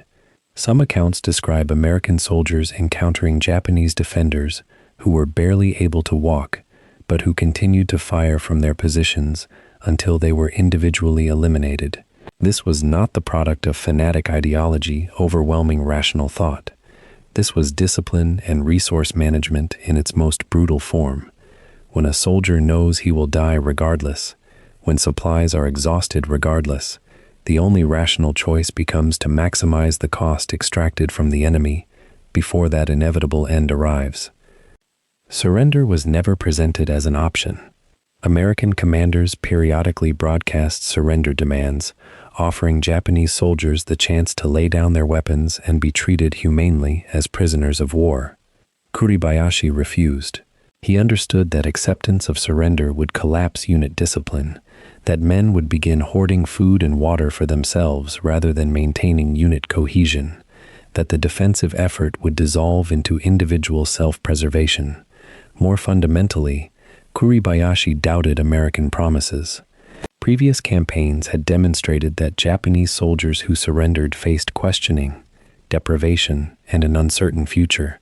Better, in his calculus, to maintain discipline and order until the end. He ordered that soldiers who expressed willingness to surrender would be summarily executed. This sounds harsh to modern ears, but Kuribayashi understood that an army is held together by discipline more than by patriotic sentiment. Without the enforcement of orders, the remaining Japanese force would cease to function as a coherent unit and become an assembly of frightened individuals focused on survival rather than mutual defense. The siege of Iwo Jima in March represented warfare reduced to its most essential form, a battle between dwindling resources and the will to continue fighting despite inevitable defeat. Japanese defenders had no hope of reinforcement, no possibility of receiving supplies, no realistic expectation that they might survive to see the end of the war. Yet they continued to maintain their positions, to conserve ammunition for maximum effect, to ration food and water with discipline, and to extract a mounting toll from the American force attempting to destroy them. Kuribayashi had orchestrated not a conventional military victory, which was impossible, but a systematic exploitation of defensive advantage and resource management to inflict maximum damage on the invader. The Americans had more men, more equipment, more ammunition, and the capacity to bring endless reinforcements across the Pacific. But the Americans also had limited patience for casualties, political pressure at home to end the war, and questions being asked about whether any objective justified the mounting body counts. By the final weeks of March, the battle had been decided militarily. American forces would capture Iwo Jima through sheer numerical superiority. But the victory had been purchased at a cost that reverberated far beyond the island. American generals planning the final assault on the Japanese mainland were forced to contemplate the implications of what they had seen on Iwo Jima. If a garrison of 20,000 exhausted, starving, and thirsty men could inflict over 26,000 casualties on an invading force, what would happen when American forces attempted to invade Honshu, where millions of Japanese soldiers and civilians stood prepared to resist? Kuribayashi had lost the battle but had demonstrated through tactical brilliance and relentless resource discipline that the final victory over Japan would extract a price America might not be willing to pay. The logistics of desperation had created a cascade of consequences that would shape not just the Battle of Iwo Jima, but the final chapter of the Pacific War itself. By the middle of March, the map of Iwo Jima tells a story of Japanese retreat written in blood and stone. What had begun as a disciplined defense across the entire island has contracted to a shrinking pocket in the northeast, where Kuribayashi and his remaining forces have consolidated into their final stronghold. The geography that once favored the defenders, the network of caves, the interconnected tunnels, the high ground, now offers only temporary refuge against an opponent with seemingly endless supplies and reinforcements. American forces have advanced methodically from the south and southwest, grinding through each prepared position with losses that should have broken a conventional army. Yet the Japanese continue to fight. There is no panic here, no collapse into chaos. Instead, what emerges from the rubble and ash is something unexpected. A military force that has abandoned the mythology of glorious death and embraced the harder discipline of fighting on, even when defeat is certain. Kuribayashi's genius as a commander becomes most visible in this final phase. A lesser general might have ordered a massive banzai charge, 1,000 men rushing across open ground to achieve something approaching honor before the inevitable. Such assaults had defined Japanese resistance in earlier battles across the Pacific, and they had achieved nothing except the rapid annihilation of the attacking force.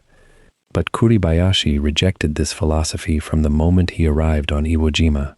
He understood that the American infantrymen came supported by artillery that could destroy an entire hillside in minutes, by naval gunfire that could level buildings, by aircraft that roamed the skies unopposed. Charging into this maelstrom was not courage, it was mathematics that produced only corpses. Instead, Kuribayashi ordered his remaining troops into even tighter defensive formations, consolidating what remained of his fighting strength into positions that maximized the cost of each American advance. His men would die defending, not rushing. They would extract a price for every meter of ground gained, turning the entire northeast sector into a zone where American progress became synonymous with American loss. The terrain of the Northeast has become a maze of interconnected defensive works, each one designed to support and cover the others. Rocky outcrops and ridgelines create natural parapets where Japanese soldiers dig in with whatever tools and materials remain available. The volcanic rock itself becomes a fortress, harder to crack than any concrete bunker. In some positions, Japanese engineers have expanded existing cave systems or collapsed tunnel entrances to create blast-proof chambers where machine gun teams can position themselves behind thick stone with multiple exits and escape routes should American forces manage to penetrate one entrance. The tunnel network that Kuribayashi had spent 10 months developing now serves its final purpose. It keeps defending troops alive just long enough to inflict maximum casualties. An American infantry squad attacking what appears to be a single cave entrance might find itself targeted from 3 different directions, with Japanese defenders emerging from tunnels hidden meters away, protected by stone and darkness. The Americans respond with flamethrowers and explosives, sealing tunnels and collapsing cave entrances, but the process is slow, bloody, and methodical. The American forces advancing into this terrain are themselves transformed by nearly 4 weeks of continuous combat. They are no longer the fresh Marines who landed on the 19th of February. Many are walking wounded, carrying injuries that would normally send a soldier to a hospital, but with casualty rates so high and the need for experienced personnel so acute, they remain in the lines. The replacements arriving to fill gaps in the ranks are younger, less experienced, sometimes barely trained. The command structure struggles with logistics that seem impossible. How do you supply over 100,000 troops on an island, barely 8 square miles in size, in terrain devastated by bombardment and combat?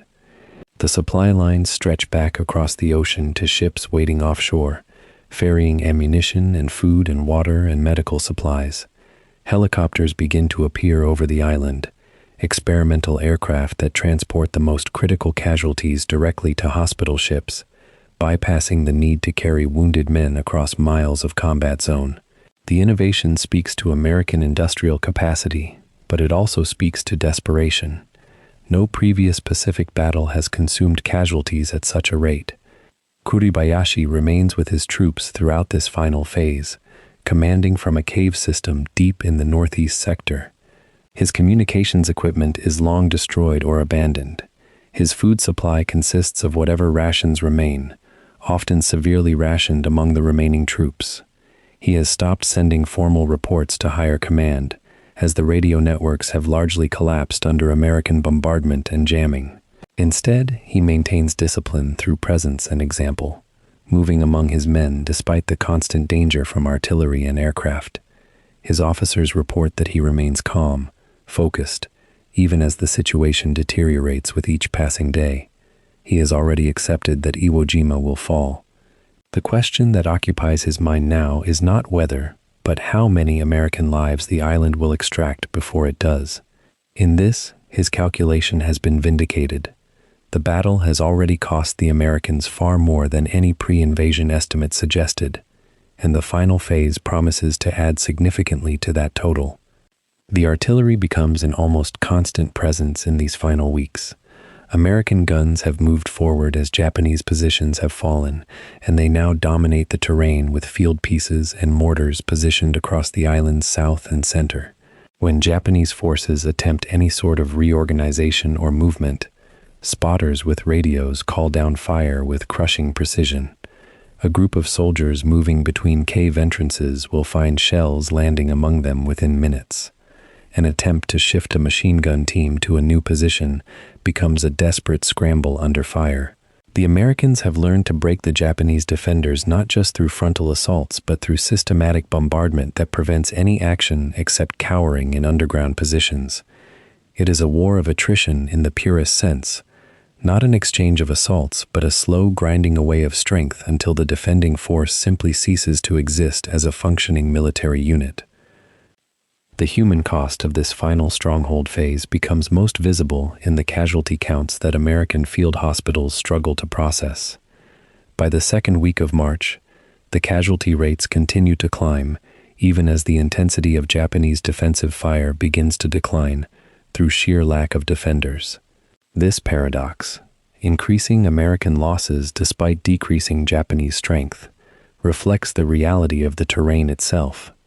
Each cave, each bunker, each fortified position requires American troops to assault across open ground, climb steep slopes, or attack into narrow defiles where the defenders possess inherent advantage.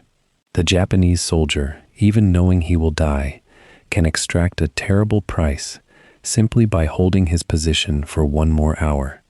The American assault, even commanded by experienced officers and executed by disciplined troops, cannot overcome the mathematics of attacking prepared defensive positions on terrain that favors the defender. And so the casualty counts continue to mount. 200 dead on one day, 300 on another, wounded always outnumbering dead by a ratio of nearly 3-to-1. Among the Japanese defenders, the reality of their situation becomes increasingly clear. There will be no reinforcements. No supply ship will arrive from Japan.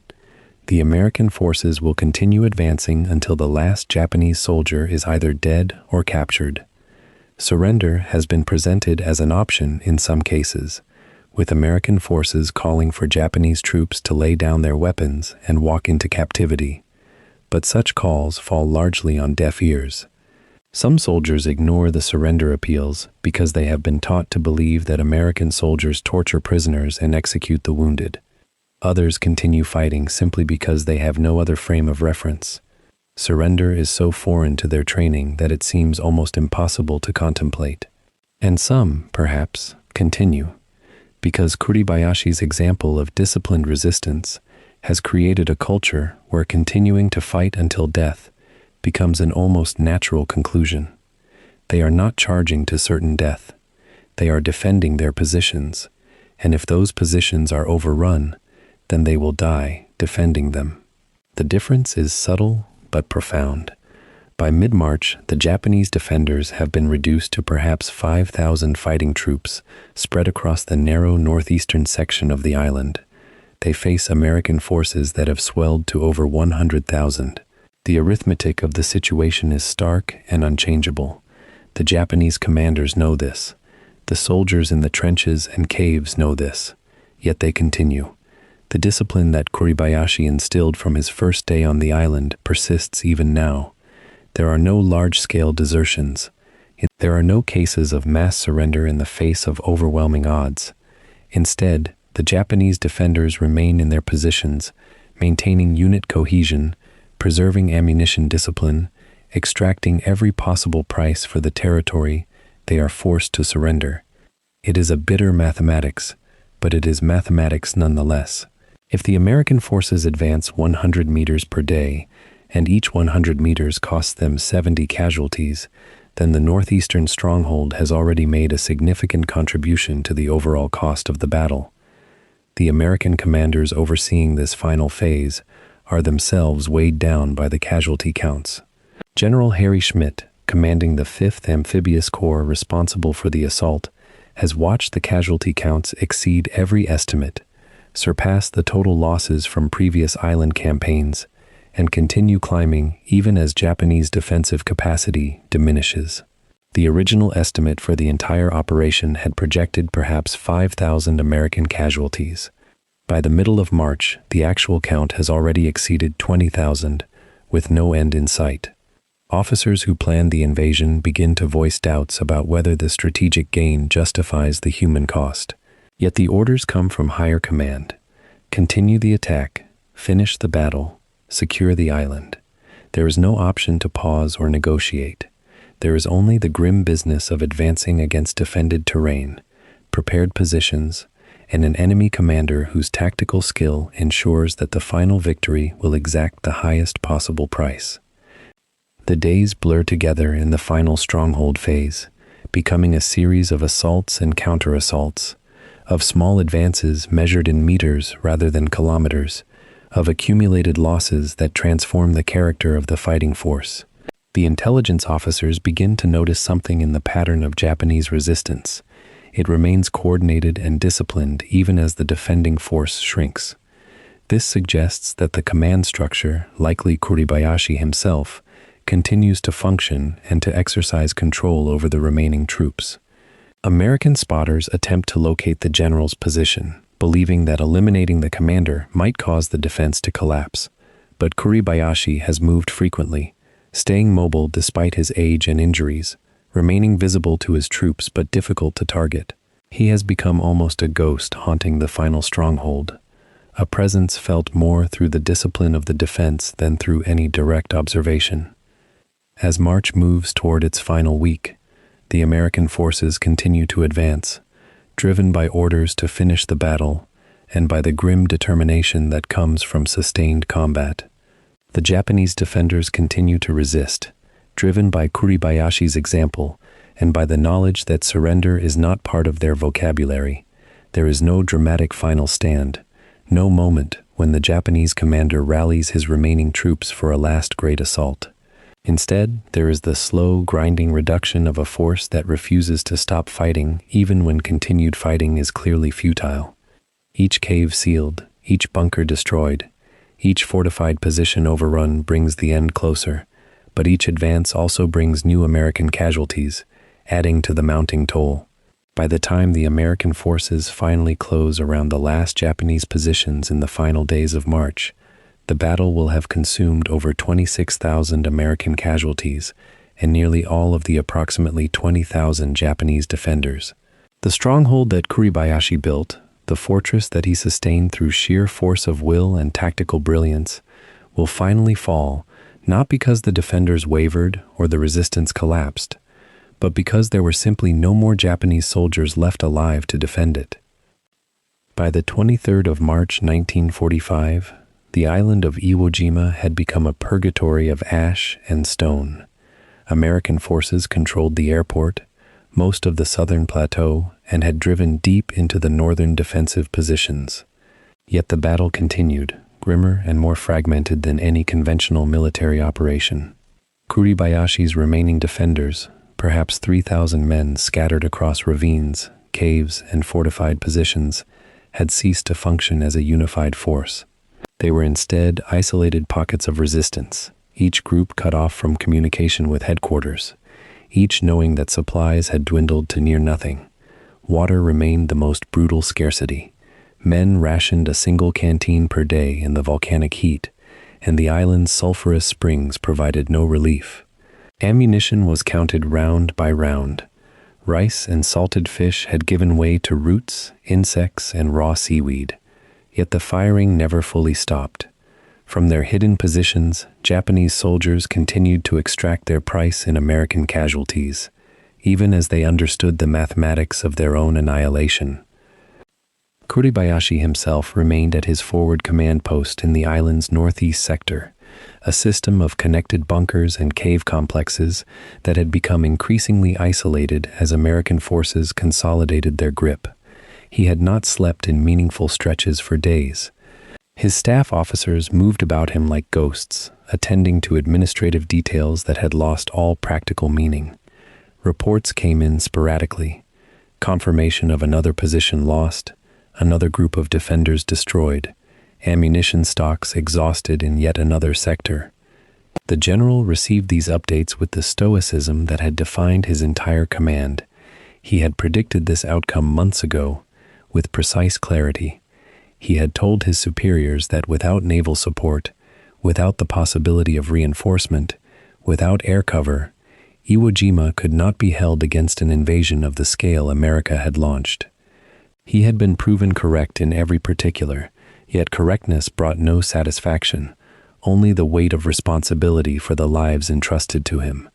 Around him, his remaining officers urged him to consider evacuation, to preserve himself for future operations.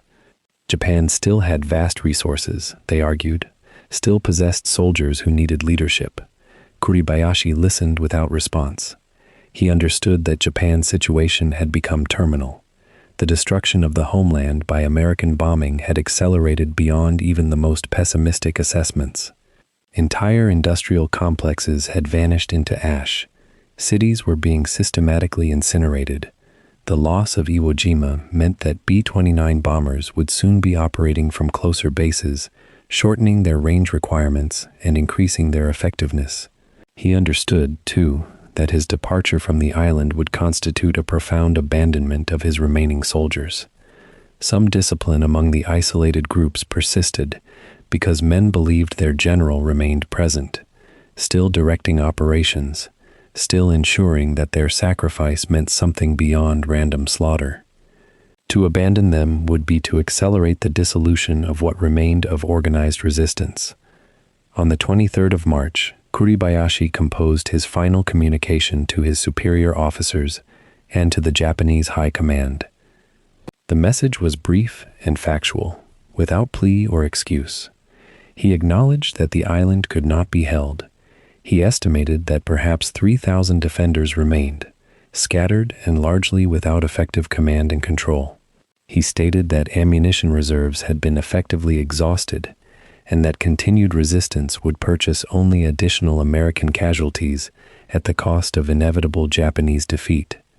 He expressed gratitude to his soldiers for their extraordinary discipline and sacrifice. He noted that despite overwhelming odds and superior American firepower, his troops had inflicted casualties far beyond what military theorists would have predicted. He made clear that he intended to continue fighting until the end, that surrender remained unthinkable, and that he accepted responsibility for the island's loss. The message contained no bitterness toward his superiors, no recrimination toward the military planners who had sent him to this desolate place with inadequate resources and impossible odds. It was the communication of a professional officer accepting the verdict of combat. What Kuribayashi did not know, as he dispatched that final message, was that the transmission would not reach Japan intact. American signals intelligence intercepted the communication, and fragments of it would eventually be translated by Allied linguists. The message would survive in American archives, a record of military professionalism and clarity of thought under conditions of absolute despair. Yet in the moment of its sending, Kuribayashi could not be certain it had succeeded. Communications equipment had become unreliable. The radio operators who might have sent it had either been killed or had abandoned their posts as American forces overran positions. In the chaos of the final days, certainty became impossible. The general could only do what he had done throughout the entire campaign: observe the situation, make rational decisions, and continue executing his duty.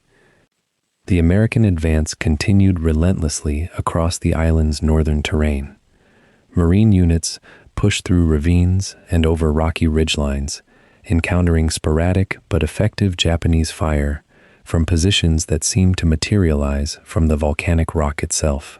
The tunnel network remained operational in places, allowing small groups of Japanese defenders to shift positions and concentrate fire on approaching American units.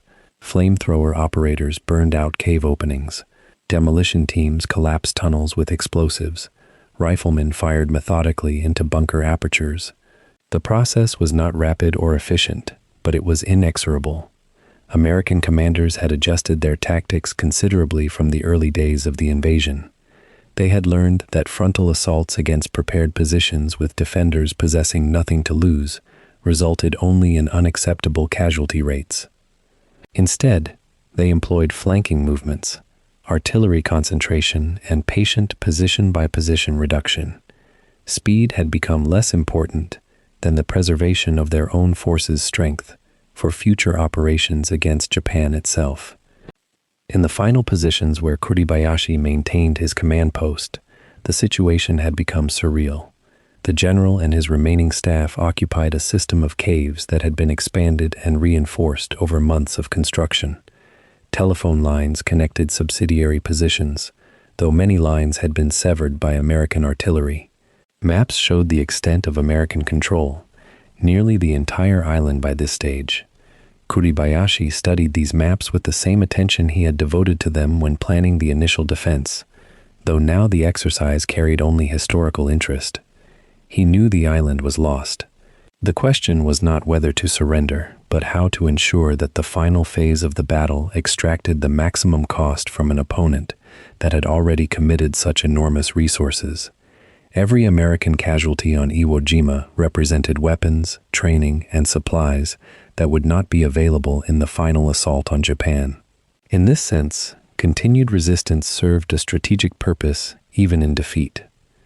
The soldiers under Kuribayashi's remaining command were aware of the situation's hopelessness, yet they continued to fight. Japanese discipline and cultural factors played their part. The concept of surrender carried such profound shame that most soldiers preferred death. Yet beyond cultural determinism, these men fought because they had been trained to fight, because their orders remained to hold their positions and resist, and because abandonment of their duty seemed like a betrayal of the weeks of intense combat they had endured. Some units maintained unit integrity and discipline even as they were reduced to a handful of men. Sergeants and junior officers continued to organize coordinated fire, to ensure ammunition was distributed efficiently, to assign tasks and maintain some semblance of order amid chaos. Others became increasingly isolated, individual soldiers or pairs fighting from caves and crevices, their actions uncoordinated with any broader strategic plan yet still inflicting casualties on advancing Americans. By the 24th of March, it became clear to American commanders that organized Japanese resistance was fragmenting but persistent. They declared the island secured on the 26th of March, yet this declaration was tactical rather than absolute. Pockets of resistance continued throughout the island. Soldiers who had not received orders to surrender or who refused to surrender when offered the opportunity. American patrols would encounter Japanese defenders for weeks after the formal declaration. Some of these final holdouts had become separated from their units and had no knowledge of the larger situation. Others knew full well that their war was over, but continued fighting out of stubborn commitment to their duty. American units would continue to take casualties during these final operations against scattered Japanese defenders, casualties that served no strategic purpose and represented only the war's final margin of waste. Kuribayashi himself remained in his command post through the 25th and into the 26th of March. He continued to receive fragmentary reports of positions lost and unit casualties. He continued to issue orders to whatever subordinate commanders he could still contact by telephone. As American forces closed in on his final position, the bombardment intensified. Artillery rounds and naval gunfire impacted increasingly close to his command bunker. The shock of detonations reverberated through the cave system, dislodging dirt and rock. Communication equipment failed. The telephone lines to subordinate units went dead. His remaining staff officers awaited orders that could no longer be transmitted or executed. The general prepared himself for the final assault he knew was coming. He wrote letters to his family that would never be sent, composed thoughts on duty and honor that would be lost forever in the chaos of combat. On the 26th of March, American forces overran the final Japanese command position. The assault on Kuribayashi's cave complex was methodical and devastating. Flamethrowers were directed into the entrance. Hand grenades were thrown into openings. The general and his remaining staff officers died in the bunker, as it became a tomb rather than a position of command. Kuribayashi's body was never found by American forces, lost in the complex system of tunnels and chambers that had served as his final headquarters. He had seen the battle's conclusion with clarity and had accepted the verdict that fate and American industrial capacity had rendered. Unlike many commanders who removed themselves from danger in the campaign's final hours, Kuribayashi had remained with his troops. He had accepted the same fate that he had sent thousands of subordinates to accept. In this final act, his strategic failure and his personal courage became impossible to separate. The significance of Kuribayashi's final command lay not in whether it changed the battle's outcome. The outcome had been determined by the time he sent his last message, but in the manner of the battle's conclusion. A commander of lesser integrity or lesser commitment might have abandoned the island, might have sought accommodation with American forces, might have attempted to preserve himself. Instead, Kuribayashi remained at his post and died there, a final service to the soldiers under his command. This act did not alter the mathematics of defeat. Japan lost Iwo Jima not because Kuribayashi faltered in the final hours, but because he had been given an impossible task with inadequate resources. Yet in accepting responsibility and in dying with his men, he transformed the battle from a simple military defeat into something more complex, a tragedy in the classical sense, where noble preparation and clear-eyed understanding of reality could not overcome the weight of historical forces. His last message survives as a record of military professionalism facing the moment of collapse with dignity and realism.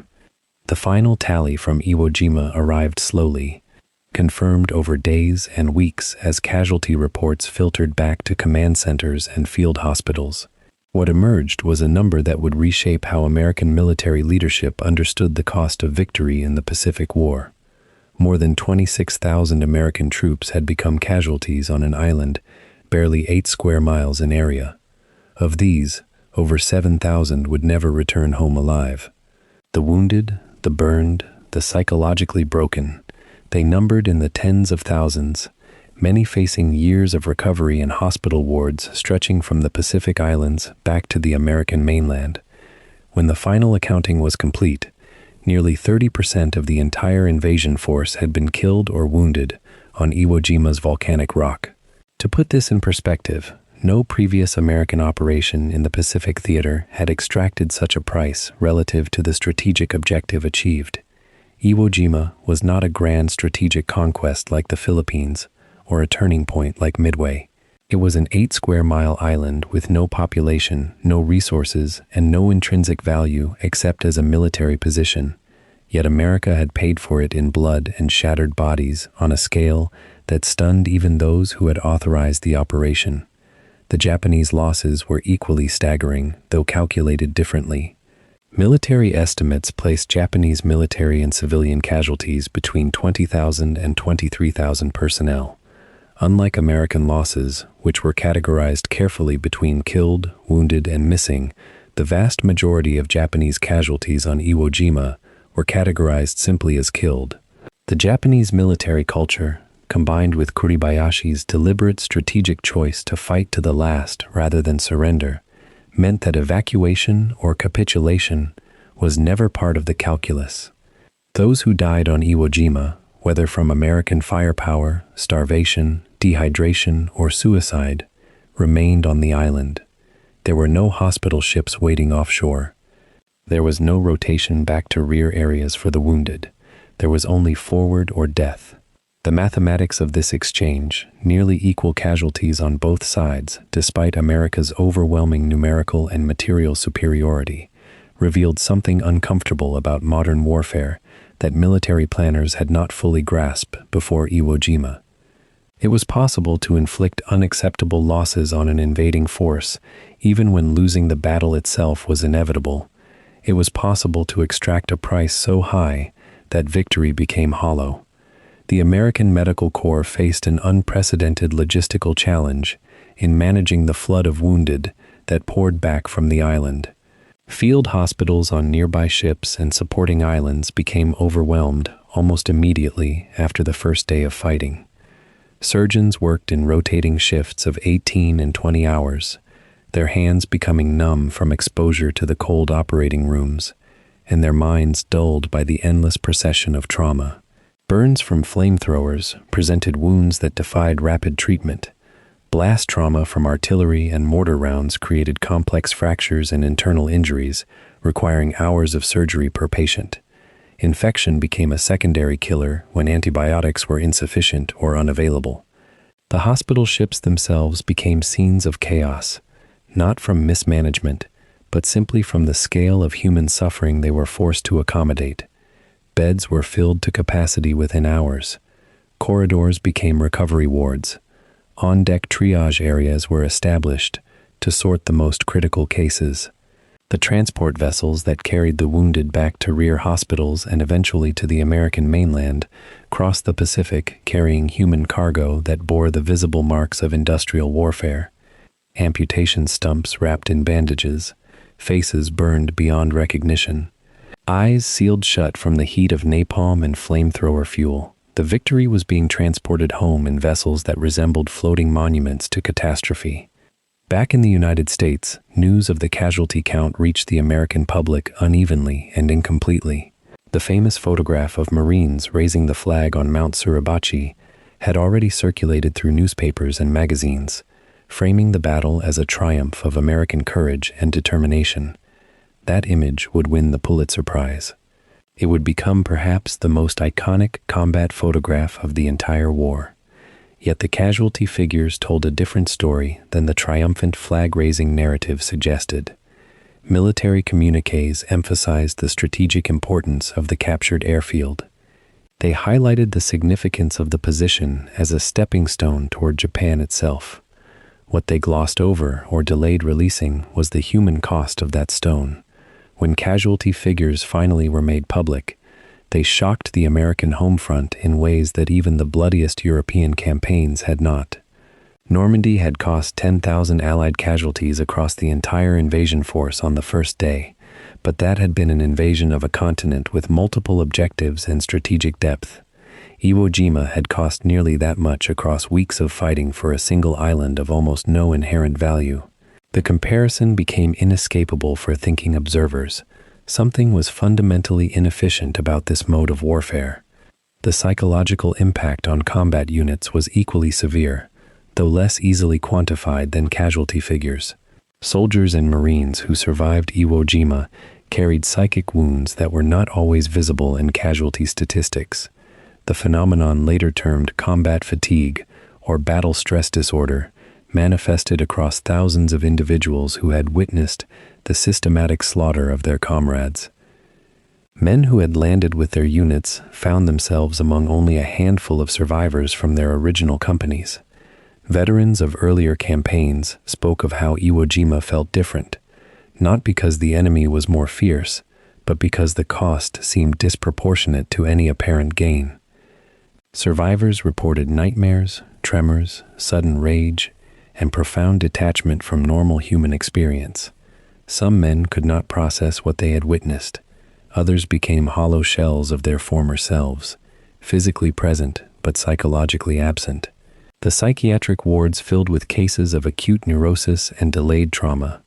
These men would carry Iwo Jima with them for decades, some for the remainder of their lives, and their stories would eventually complicate the simple narrative of heroic victory that had initially framed the battle in American culture. Among the military leadership, the casualty count provoked a reckoning that had not occurred after previous Pacific operations.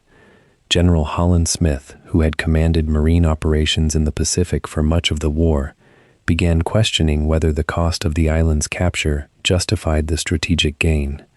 Admiral Chester Nimitz, who had authorized the operation, found himself in the position of defending a victory that seemed increasingly hollow, even as it was being achieved. The Joint Chiefs of Staff began serious discussions about whether the planned invasion of the Japanese mainland could be mounted, given the casualty rates observed at Iwo Jima. If an island of minimal strategic value could inflict casualties at a rate of 30% of the invasion force, What would happen during an amphibious assault on the Japanese home islands themselves? This question would loom over all subsequent planning for the final phase of the Pacific War and would eventually influence the decision-making calculus regarding the use of the atomic bomb. Iwo Jima had demonstrated that Japanese forces, even when facing inevitable defeat, would extract prices that might exceed what American political leadership could sustain.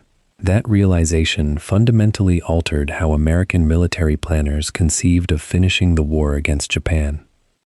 The aftermath of Iwo Jima also revealed friction between different branches of the American military regarding the value of the island itself. The Navy had wanted to bypass Iwo Jima entirely, arguing that blockade and bombardment could contain the Japanese garrison without necessitating an invasion.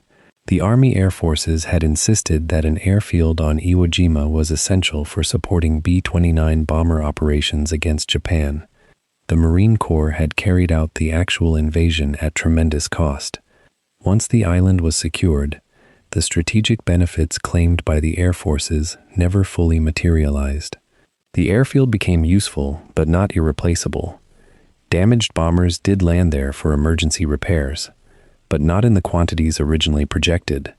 The number of B-29 sorties, significantly enhanced by Iwo Jima's proximity to Japan, was smaller than pre-invasion estimates suggested.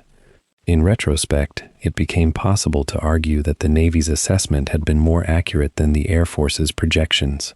The island's capture may have accelerated American movement toward Japan by days or weeks,